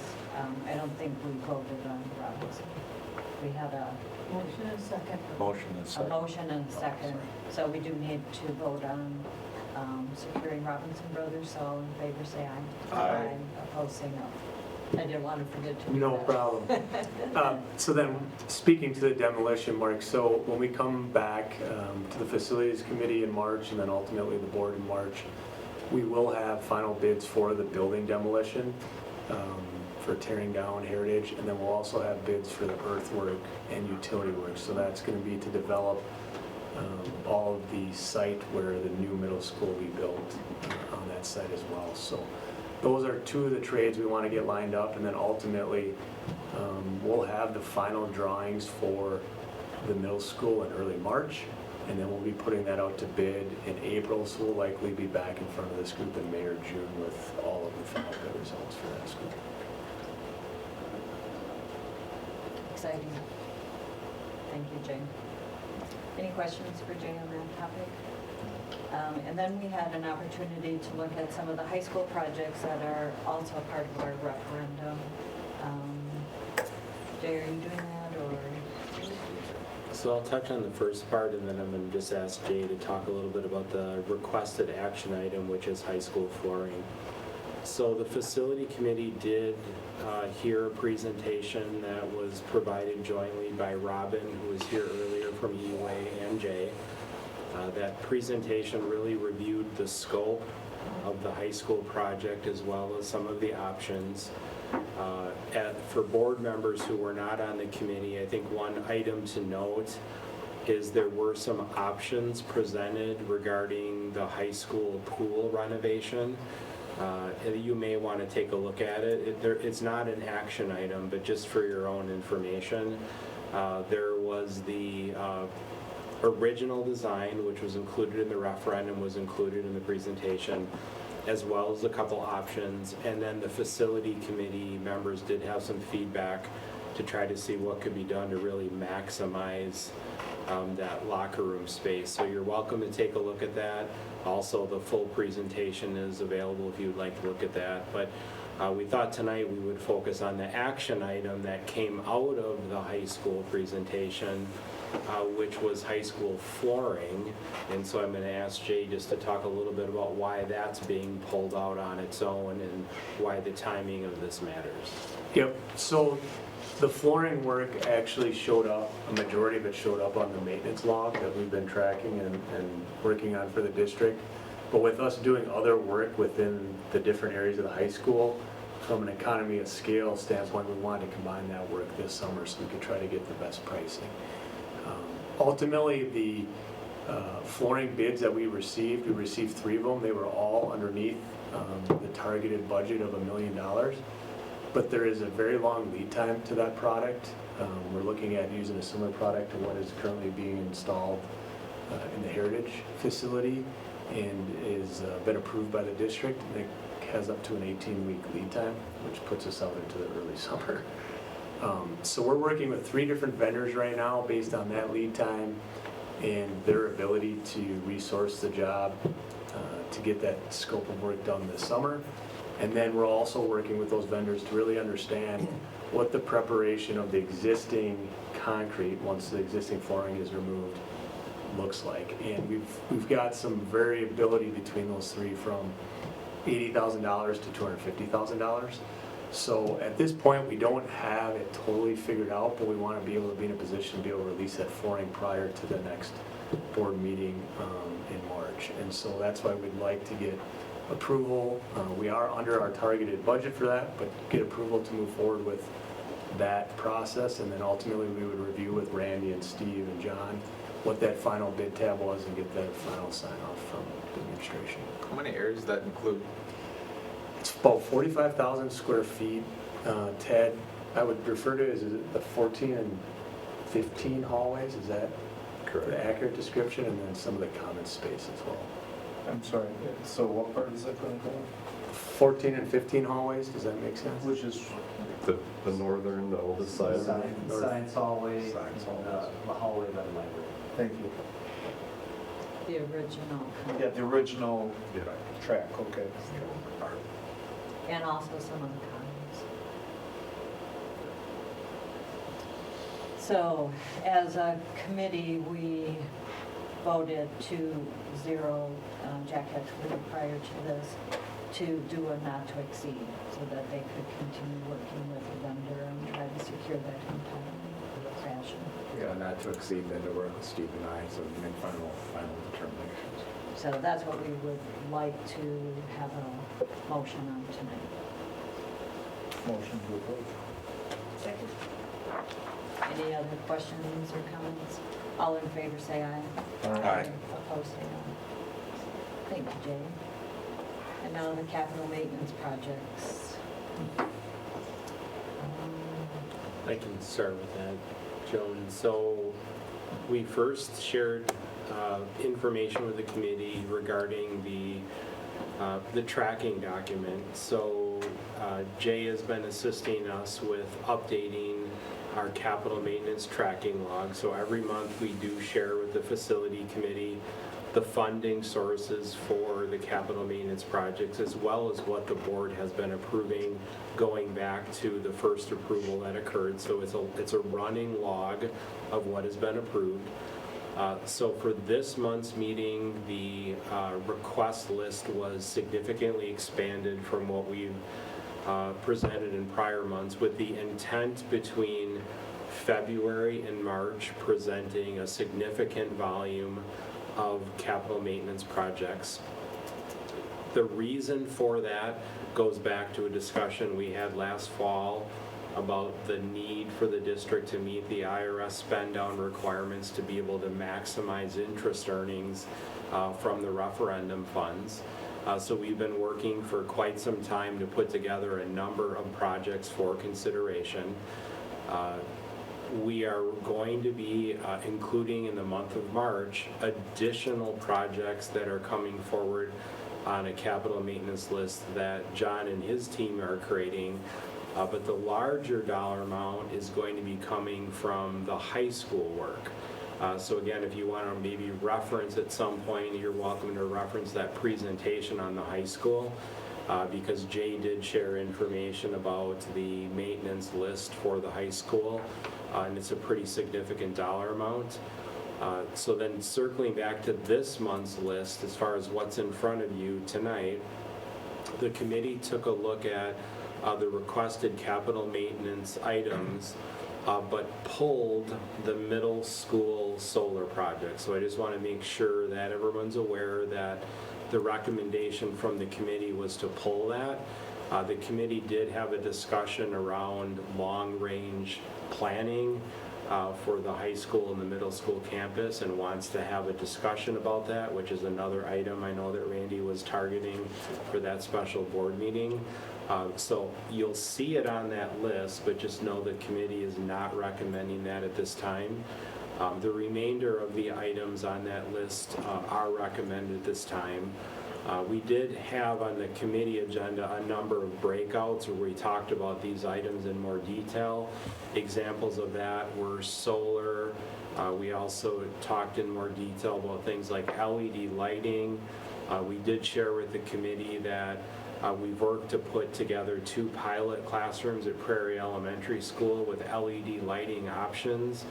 We have received feedback back on those options.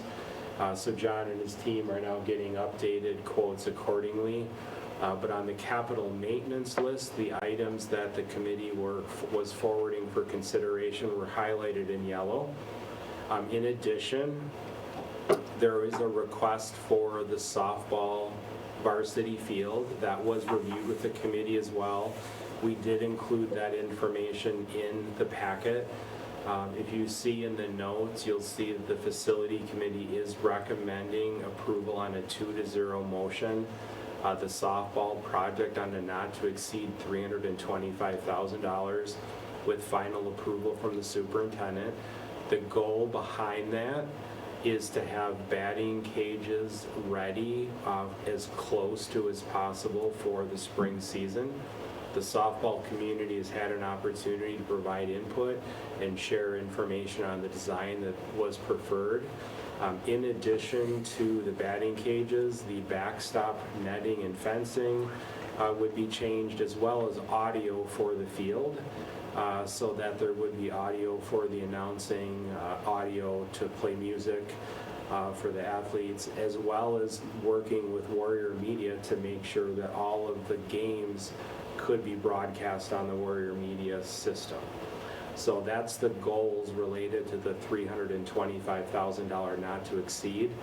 It's similar to the flooring that Jay just mentioned. In order to really move that forward, we would need approval on a not to exceed, with really final approval coming from Randy as those bids are coming in. Just like we would be did in the past with the Warrior Stadium and Track project, we'd be looking to do the same type of thing with softball this spring. So those were the two motions related to capital projects underneath this category. I just know there's more coming in March, and I want to check with John and Jay to see if there's anything else that I missed that you want to cover. It's all highlighted in yellow, guys, if you have any questions on any of those items. Yeah. So John, was the John Deere equipment on the 3-year plan originally? And I guess I was surprised to see it because we're going to robotics to cover some of the athletic lawn mowing, so. Yeah, some of the John Deere equipment is becoming now outdated as far as life cycle ending with we have the boomer at intermediate and boomer at the high school.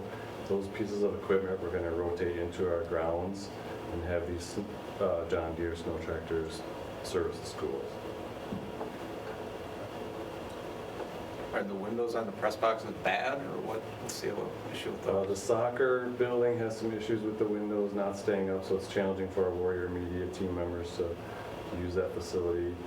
And the Warrior football stadium facing the high school building, there's some rot going around the panes and stuff that need to be repaired. One of the things that was pointed out, Ted, was that particularly as we started looking at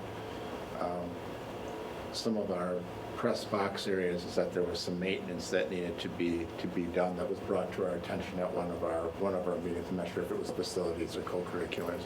So we had the team take a look at those, and that's where those pieces are coming in from, to make sure that they continue to remain sound buildings. Will there be a new window installed in the soccer press box? Or just the two separate? I'm not sure the answer on if the actual product has been selected yet. I think they're going to put in a new window. Yeah, just take note of that, John, and we'll take a look at that. There's two existing windows, and then I didn't know if we were going to create a third window because of the blind spot. So that's part of the discussion I want to have with Warrior Media and Jason, to make sure they're getting what they need up there. Okay. Yeah, before we buy anything. All right. Question here, the softball, that's moving the varsity to the JV. Correct. And we started this with a $125,000 lighting project. And now we're into a $125,000 lighting project plus $300,000 to... Well, I think you're right. You're starting off with the lighting project, and you're starting to look at what does it take to kind of, long-term, we also made a decision to move the lights over to the JV field as kind of a long-range plan for that, which then does precipitate. And I think regardless of where we'd be, Jack, we'd also be looking at what other improvements we need to do there. Some of this is tied to some of the Title IX reporting, and some of this is tied to kind of how do we outfit that facility so that we do have the adequate facilities for the students and have some consistency between our baseball and softball. It's both. But yes, it has grown from where it was, if that's your question. Scope creep. And I think part of that was when we go back to our discussion about where do we want the field to be kind of long-term, that the feeling was that to make the investments on it's now our varsity field was previously our JV field, was kind of the longer range vision as a better option for where we should put the investments. So that's why that's happening. Thank you.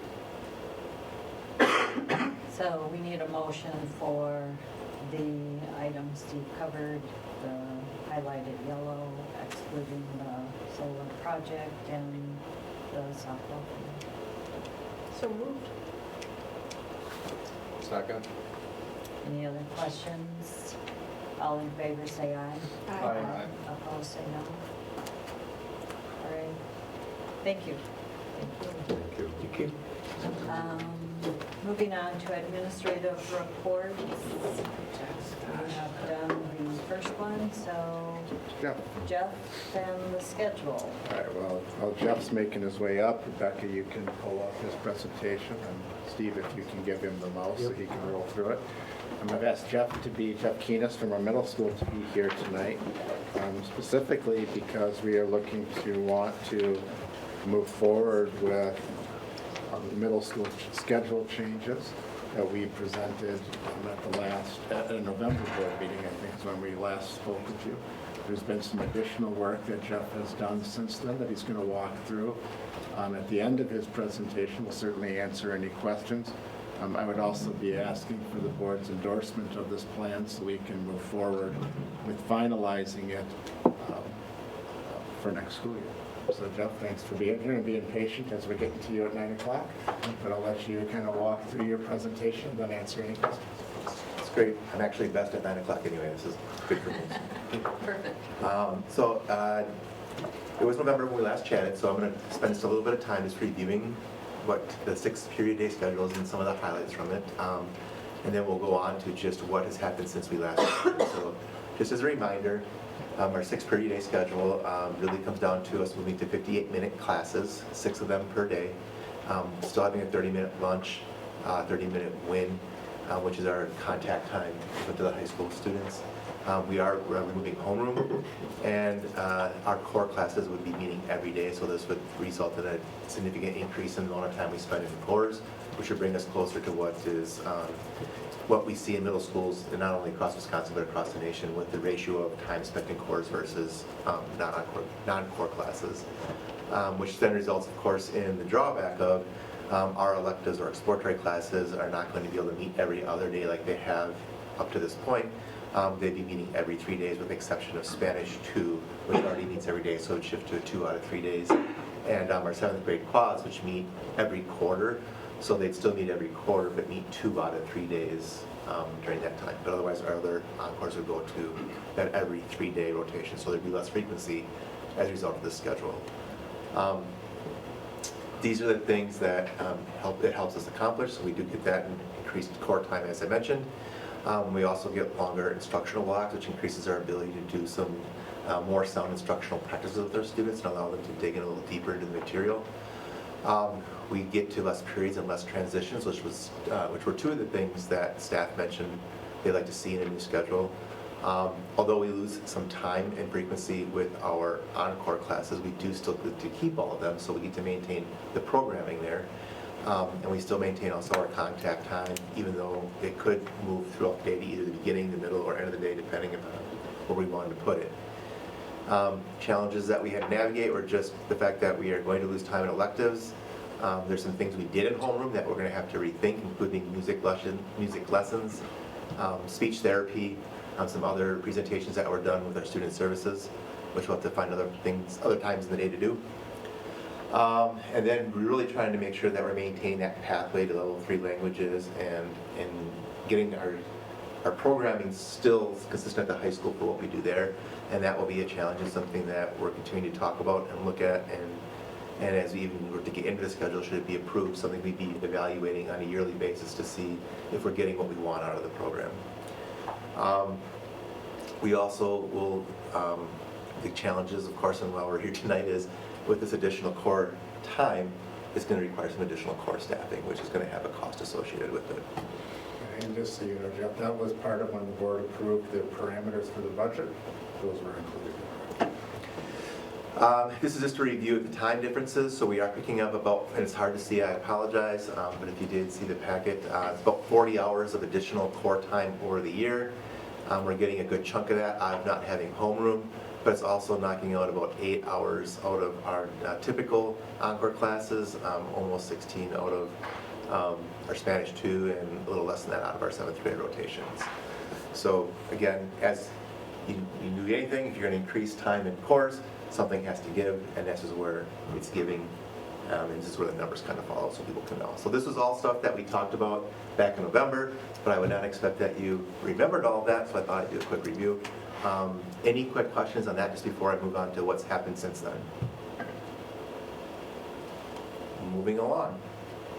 So we had a consultant come in who knows a great deal about Infinite Campus and the scheduling capabilities. So what we were able to do is use the sandbox feature in IC, which quite frankly is a way to use IC without messing up all of your current schedules and play around with different things. So we were able to set up this 6-period-day schedule for this school year we're in right now with our current students, but then add the 4 additional staff to see, can we actually make this work? Because it's great in theory, but before we ask for final approval, we like to know, hey, it actually does work, versus, hey, we got a bunch of money and, oh, shoot, it doesn't work. So we did do that. It took us a little bit of time to get that worked out, but after some initial runs, it looked promising. And then we had our consultant come back 2 more times, worked on some things with just, okay, will this actually work? Can we get this to balance out with our additional staffing? Can we maintain common prep times, which is a big thing our staff really wanted to make sure that they did any new schedule. And then really the nuance between, okay, will it work in the current middle school and the new building? We're pretty confident it works in the new building because we have a lot more space, but it's really tight in the middle school now, and this will be a lot tighter. And so what we're really looking at here with this schedule is if we were to move this forward for next year, and I think that is our plan as of right now, we're going to have a little bit of a tight fit in the current middle school, which would require some room sharing for our core teachers. It wouldn't really do a lot to impact our on-core teachers, but with the addition of the 4 teachers, we have to put them someplace, and that's where they would have to be kind of stuck into. So have some creative ways to work around that and potentially create some spaces for staff to be when they're not in class. But we're pretty confident after working with the consultant that we can make that space issue work for 2 years, even though it'll be a little bit tight and not quite as convenient as we'd like it to be. So where are we now? After meeting with the consultant, she is incredibly confident that we can make this work for the 24-25 school year, and we started to think about what that would look like if we were to build it out for next school year. As already mentioned, core staff will need to share rooms for the next 2 years. But the way it looks is science teachers will be sharing with science teachers, math with math, social studies, and ELA. So they'd still be in their content area rooms, they just have to be willing to let colleagues use them when they weren't in them. It looks like we're going to be able to maintain the built-in common preps for core subject areas. We were really trying to see if we could make it work for all of math, 7th and 8th grade, and all of ELA, 7th and 8th grade. But with 6 periods and the kind of the tightness of the schedule, that doesn't look like it's going to work. So we don't have that now per se, but it was pie in the sky look we tried. But it is something we're going to revisit when we have a little more space to see if we can do to allow for a little more vertical planning within those core subject areas as well. And then the nuts and bolts of this is this only works if we have the 4 FTE. So it looks great. It looks like we have everything we need. Of course, there's going to be some things we need to still iron out, and those are on this next slide. So lunches, what we can do in this building we have right now, what we can do in the new building are different. We're looking at some options.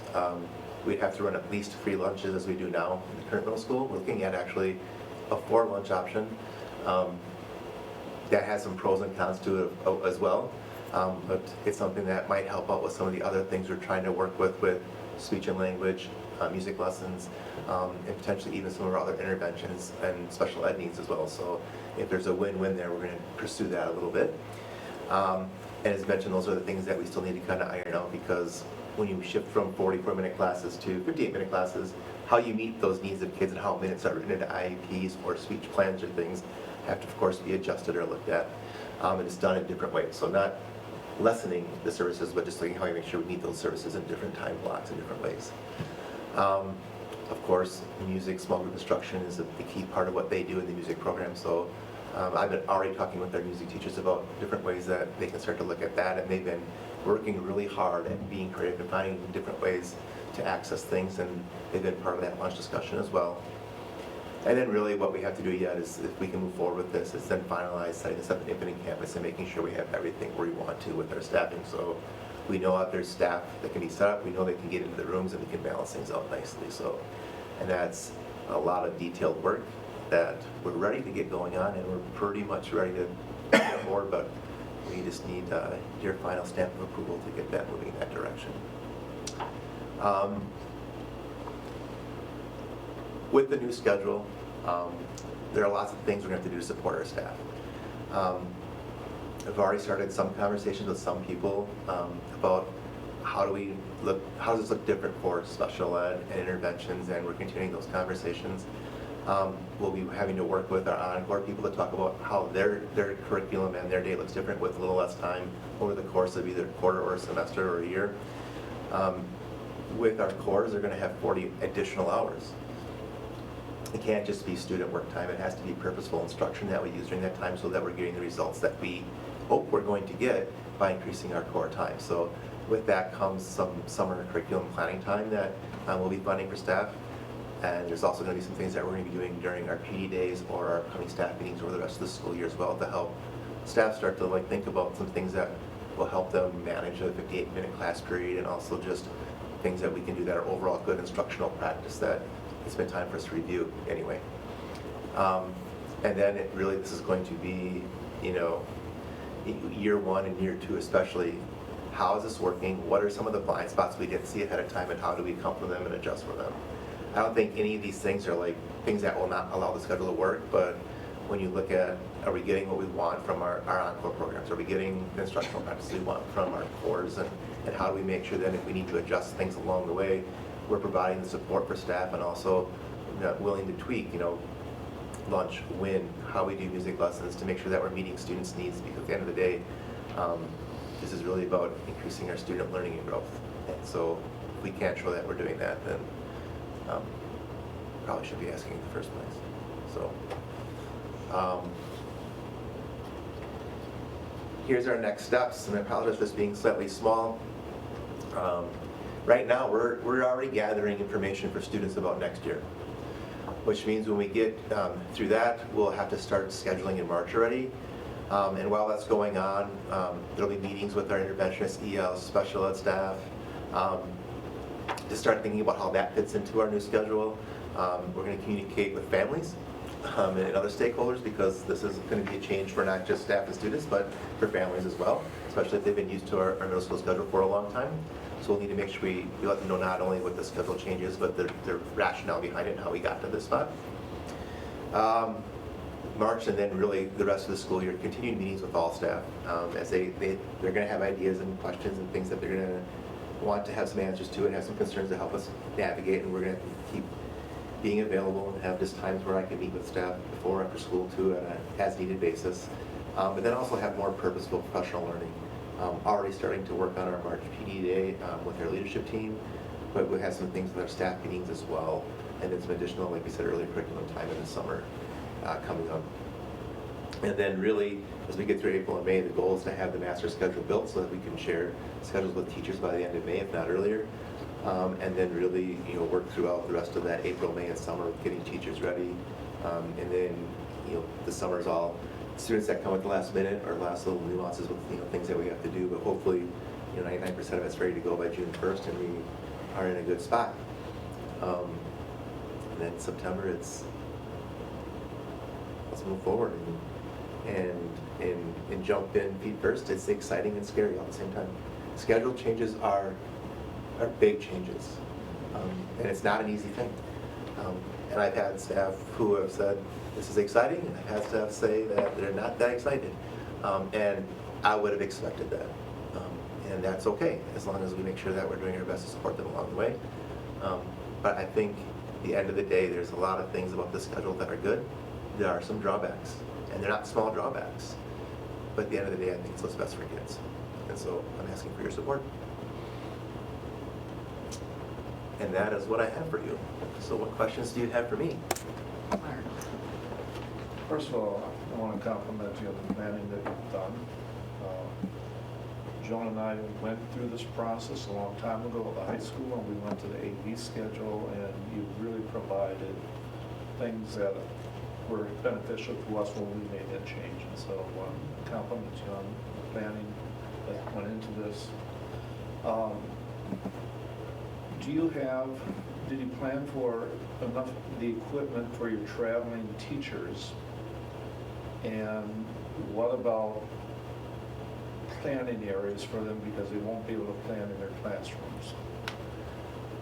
So, Because I know your resources are limited there's in terms of space. two really separate questions here. So first one, when you talk about things for teachers, moving things around, we'll have some ability to like purchase, whether it's a card or some sort of other things that, and we're gonna talk with teachers about what they think would be useful. I don't wanna purchase 8 cards if nobody really wants a card. They're like, hey, this piece of furniture, which is $20 more, is gonna be really, really helpful. Then we're gonna find a way to make that work for them, because this transition is going to be challenging, and we're gonna do what we can to take care of it. And I have some money that I set aside in my budget to kind of help with some of that. So I think we're gonna be okay there, unless the things they need are really, really expensive, and then we'll have to revisit and see what we can do from there. But I think we're all right there. So that was question 1. Question 2 again, and now as I answered question 1, I forgot what it was. So if you Planning area. Planning area. So yes. So the math behind sharing classrooms is you can. Right now we use about our teachers use their classes like 6 out of 8 periods.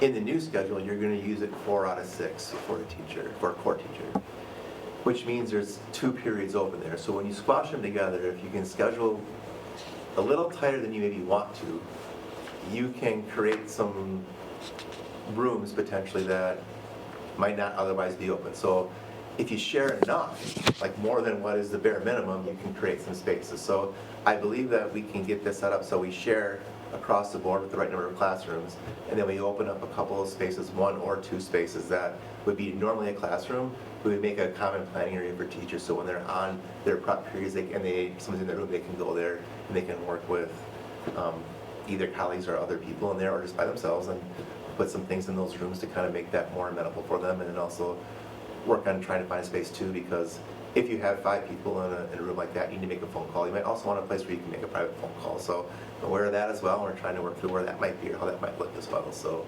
and that might even be just, hey, we have a classroom, we built some temporary walls and put a little cubicle thing in there that you can go into, and it's a private area, but it's still in that planning area, but it's where the phone is, and you can use it as you need to.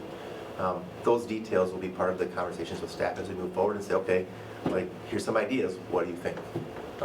And as long as we can make them work, we'll try to meet whatever needs they have. I think it's really wise and really important that that common planning time stay as they redevelop the whole curriculum. And this is a big curricular change for those teachers, and they need support from each other. And so having that common planning time, I think, will be essential for them. So I'm glad you made that a priority.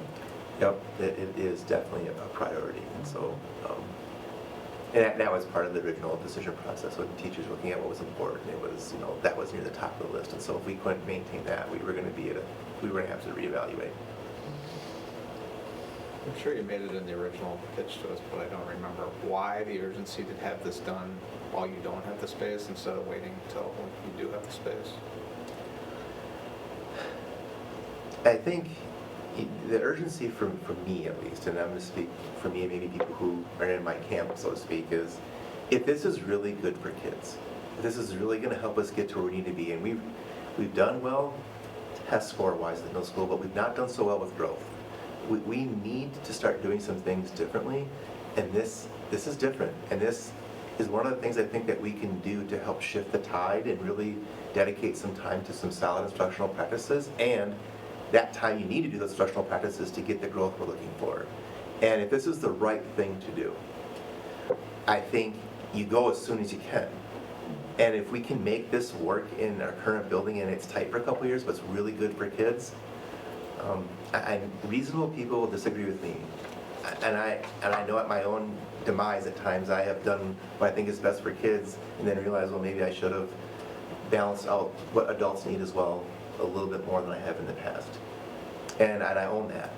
And if I make a mistake, that will be where I pretend to make a mistake. At the end of the day, I can live with that.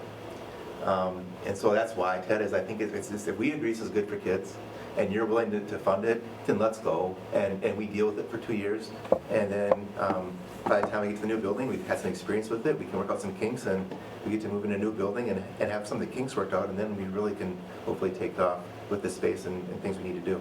Yeah, just to add to what Jeff said, I think Jeff's a huge champion of making the move and of the schedule, and has done a great job with the work through it.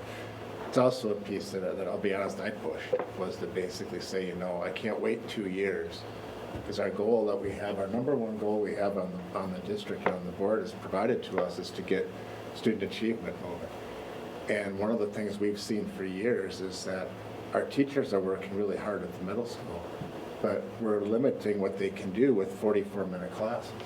And I think in order to try to improve upon that, and that's a conversation we've had for quite a while, I didn't want to wait another 2 years. And that was the challenge, was if it works and there's a way we can make it work, even if it's a bit uncomfortable for a couple of years, I think the benefit for the kids is important. So that was, and I agree, there's going to be folks that are excited about it because they like change and they see the benefit of it. But it is going to make, when you have teachers sharing classrooms and other things, we realize that's a challenge. But I'm hoping we can, at the end, kind of see the bigger picture, and then as we move into the larger space in a couple of years, be that much further ahead. That's the rationale.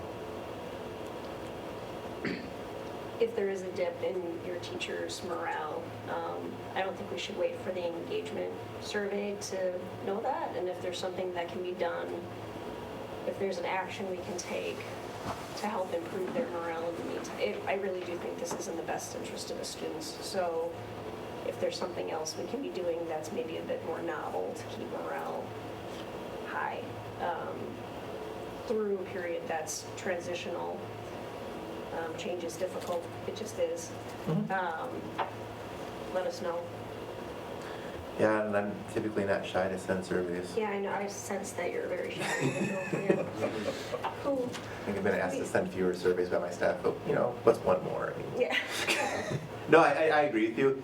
We have to, and this is something that I'll have to make sure I do even a better job of, is making sure that I'm doing frequent checks with staff. I mean, I know I talked with staff back in November, but then maybe not as much as I would maybe had hoped in the meantime as we're working with the consultant, and that's something I can do better at as well. And like you said, this is going to be hard, even for people who like change. And for people who don't like change, it's going to be an added layer to it. And so, you know, yep, as we're navigating that and people are having needs, we need to check in with them and find out what those needs are. I would say not at the expense of the schedule, but how do we make them both work at the same time? How do we meet staff needs and keep this moving forward at the same time? We just need to be reminded that they're valued. Yep, Yeah. I agree. Do we need a motion to? I am requesting an adoption of this, that we have an endorsement of the board to move forward, particularly with this large of a change in one of our buildings. Motion to approve. One second that. Any other questions? Anybody? All in favor, say aye. Aye. Opposed, say no. Thank you, Jeff. Thank you all. Thank you, Jeff, for all Thank your you work all. on this. Yeah. I mean, there's a lot of people who put a lot of work into this, so I appreciate you saying thanks to me, but really, there's a much larger team involved, so they appreciate it as well. Thank you. Thank you. Any correspondence, Randy? No correspondence. So we're at consent agenda. There's a few field trips in there, several things. I would like to acknowledge our gifts this week, or this month. We have a $6,000 donated flight simulator from Students of Aviation Foundation, which is pretty cool for our kids. And a second donation from Nun's Kitchen, Bath and Flooring, $1,875 to replace a refrigerator in the staff break room at our Prairie Elementary. So thank you to those nice gifts to our school. And with that, if anybody wants to pull something out, you may, or I would take a motion to approve the consent agenda. Motion to approve is presented. Any questions on any of it? All in favor, say aye. Aye. Opposed, say no.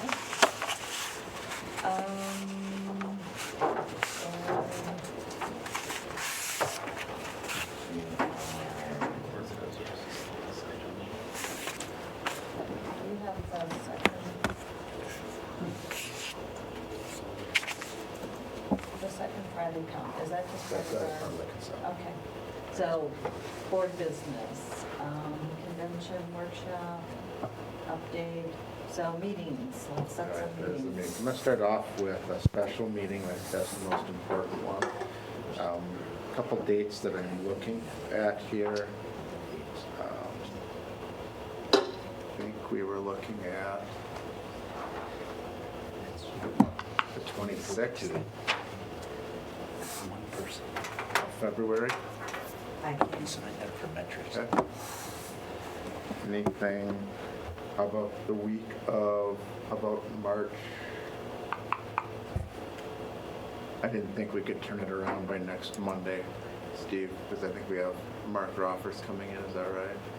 So I was thinking probably that first week in March. What about the 5th of March? Which would be a Tuesday. I do it on that Monday, but we're hosting an art show out here on Monday. So, Is it remote capable? sure. Tuesday works for me. Tuesday the 5th? We did. This is for the special meeting. Yes. And we're looking at evening, right? Yep, so I'm looking at probably like a 6 to 8. Sure. We have a DEI meeting scheduled for March 5th at 5:30. I thought that date sounded familiar. Hey, Randy, we could be ready the week before too.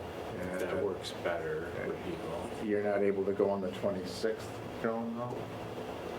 Is there another day that week?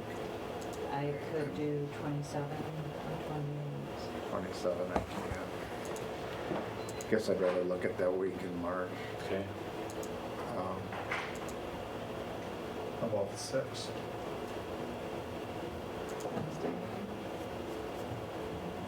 Looks for me.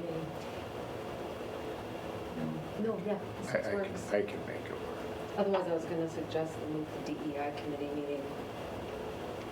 There might be more flexibility with that. Or you just do it right after DEI, that'd be a long night for the DEI folks, Yeah. from 5:30 to 6. Could we move that up to 5, or is that too I tight? have to call for you? into it either way. Yeah, I'm just driving up to Iowa, I think. So we The could- 6th does work for me. This is though. Easter. This is Lent. Yeah, well, let's go back to the 5th, March 5th. And what if we did DEI at 5, Dawn? Would that No, work? let's do the 6th. The what? The 6th will work. The 6th? Yeah, but you had a problem. I'll make it work. So March 6th at 6 o'clock? That doesn't work, Chad? I can make it work at this point. The 6th? The 6th at 6 o'clock. 6 at 6. Yeah. Helps me remember. 6 to 8 are you? 6, we're looking at 2 hours, 6 o'clock to 8. It's almost the So middle March of my- 6th at 6 o'clock. So the 6 5th to will 8. keep the DEI meeting. Keep the DEI meeting there, yes, that's correct. The other piece that involves the whole board is I would like to find a Thursday to do a tour of Heritage. So when I've talked to our Volvo partners, Rich is able to, he said Thursdays are best, usually around 5 o'clock. He would be available to give a tour to anybody who would like to. I just need to pick a date. So that can be at any point that, Can you do it on the 7th? Or is that too early? sure. Does that work for That works everybody for else? me. So if we did It this, works. so if we did 5 o'clock on the 7th of March for a tour of Heritage, you'll see a lot of, it'll be well along by then, so that'll be really exciting. You'll have refreshments and So, I don't know if I'll have that, I'm not sure, but yes, but 5 o'clock on the 7th will be, let's do that. So you have that, Rebecca? Okay, so for both of those, I think Annie we had a should. question. There was a note in the WTA information that they were planning a candidate forum at that same exact time. On the 7th? Yeah, I think that was in their Okay. report. Thank you. March 7th, that was in parentheses. but that's at 7, and we're in there at 5. Is that So 5? is that candidate forum, that's at 7 o'clock? March 7th, I think it was at 5. Oh, that was, that's what they're saying right there on that note that Joan's reading. Yeah, March 7th at, that's the proposed date, March 7th. Okay. Well, it's proposed. Well, let's just back up. What if I did it earlier? March, how about February 22nd? That works. That's okay. That work for you, Jack? That works for me. It's a February 22nd at 5 For the tour. for the tour. At this time? Yeah. Okay. All right, we'll do February 22nd at 5 o'clock. Okay. And then Can I make a motion for those two? make a motion for those two. I move that we approve both special board meetings. Second. All in favor, say aye. Aye. Okay, we'll get those sent out, so thank you. Sure. And then committee meetings. Steve, what do you need? Definitely looking at facilities and budget, hopefully the week of the 4th. Could target mornings if that works again for the committee members. Could we do it on the 5th I can't. for the budget? What'd you say, Dawn? I can't on the 5th. Oh. Yeah, 'cause unless I can do it from my car in the morning. No, that's not safe. Right, well, What about because I the won't be holding it, Are you but, traveling that whole week, Don, or? no, I drive out on the 5th, have my meeting on the 6th, then I drive back on the 7th. What about the So 4th? 4th and the 8th work. Did you want it the morning of the 4th or the evening of the 4th? Morning. I'm sorry? The We morning can of the make 4th morning or work the on 8th? 4th. 4th work for you, Steve. I've got something on my calendar, but I can make it work. What about Friday the 8th? Friday morning? We can do Friday the 8th, just knowing that board book will already be released for the March meeting, and then we'll just have to modify it with the actions on Monday at the board table. So 7:30 in the morning on the 8th? Does that work for you, Steve? And this is budget? That's budget. Do you need facilities as well, Steve? Okay. You need facilities that week?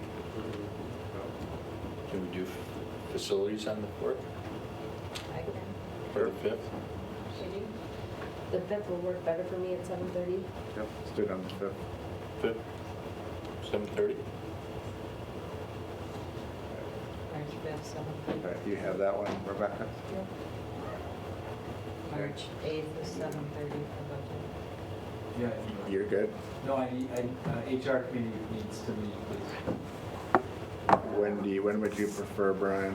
I mean, if we can avoid Wednesday next week, go as soon as next week or the last week in February, either one would be fine. Morning, Morning would be wonderful. He's not here. she'll be back. She'll be fine. Just schedule. You said next week, Brian, is what you're looking at? I mean, I guess if we could go the week of the 26th would be, that'd be great. And I mean, depending on we've got a cabinet meeting on the 27th. Yep. But otherwise, How about Wednesday, the 28th, that'd be great. in the morning? Yeah, wide open for me. I can't. Oh. Can't do that one. So next week, I can do anything in the evening if I can zoom into it, and then I am blocked the last week of February.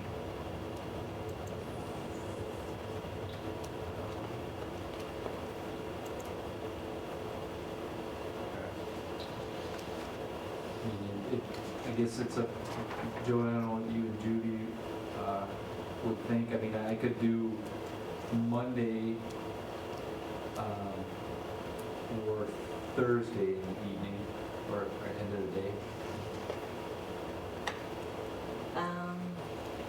Or we could go, I mean, we could go into the beginning of March too. It would be a little tighter. But yeah, if we went early that week of the first week in March, that would be okay too. When you say Thursday, you mean Thursday the 22nd? Yes. Okay. Yep. Thursday, the 22nd. I can call into that. You would Or call did you in. guys want to do March 4th in the morning? I think Brian wants it earlier. That'd be okay. I mean, it would, I think we could make that work. March 4th? I'm fine with zooming in on the 22nd too. But you'd want to zoom in at night. Yeah. You said March. I can do the 22nd. Okay, Do the 22nd. Let's do the 22nd. okay. At what time on the 22nd? When we say evening, or what does that mean for? What does that mean for you, Dawn? I'll be on East Coast time, so anytime after 4 p.m. here. 4 o'clock? 4 o'clock? Let's do 4 o'clock. Right. Good. That's all.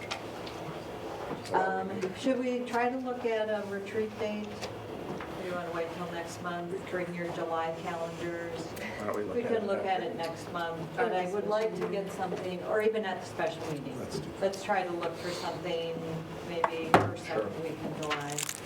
Look at vacations. Okay, that's it? Yep. So I need a motion to adjourn. Motion to adjourn. Second. All in favor, say aye. Aye. Thank you, everybody. Thank you. Walk here. That was a long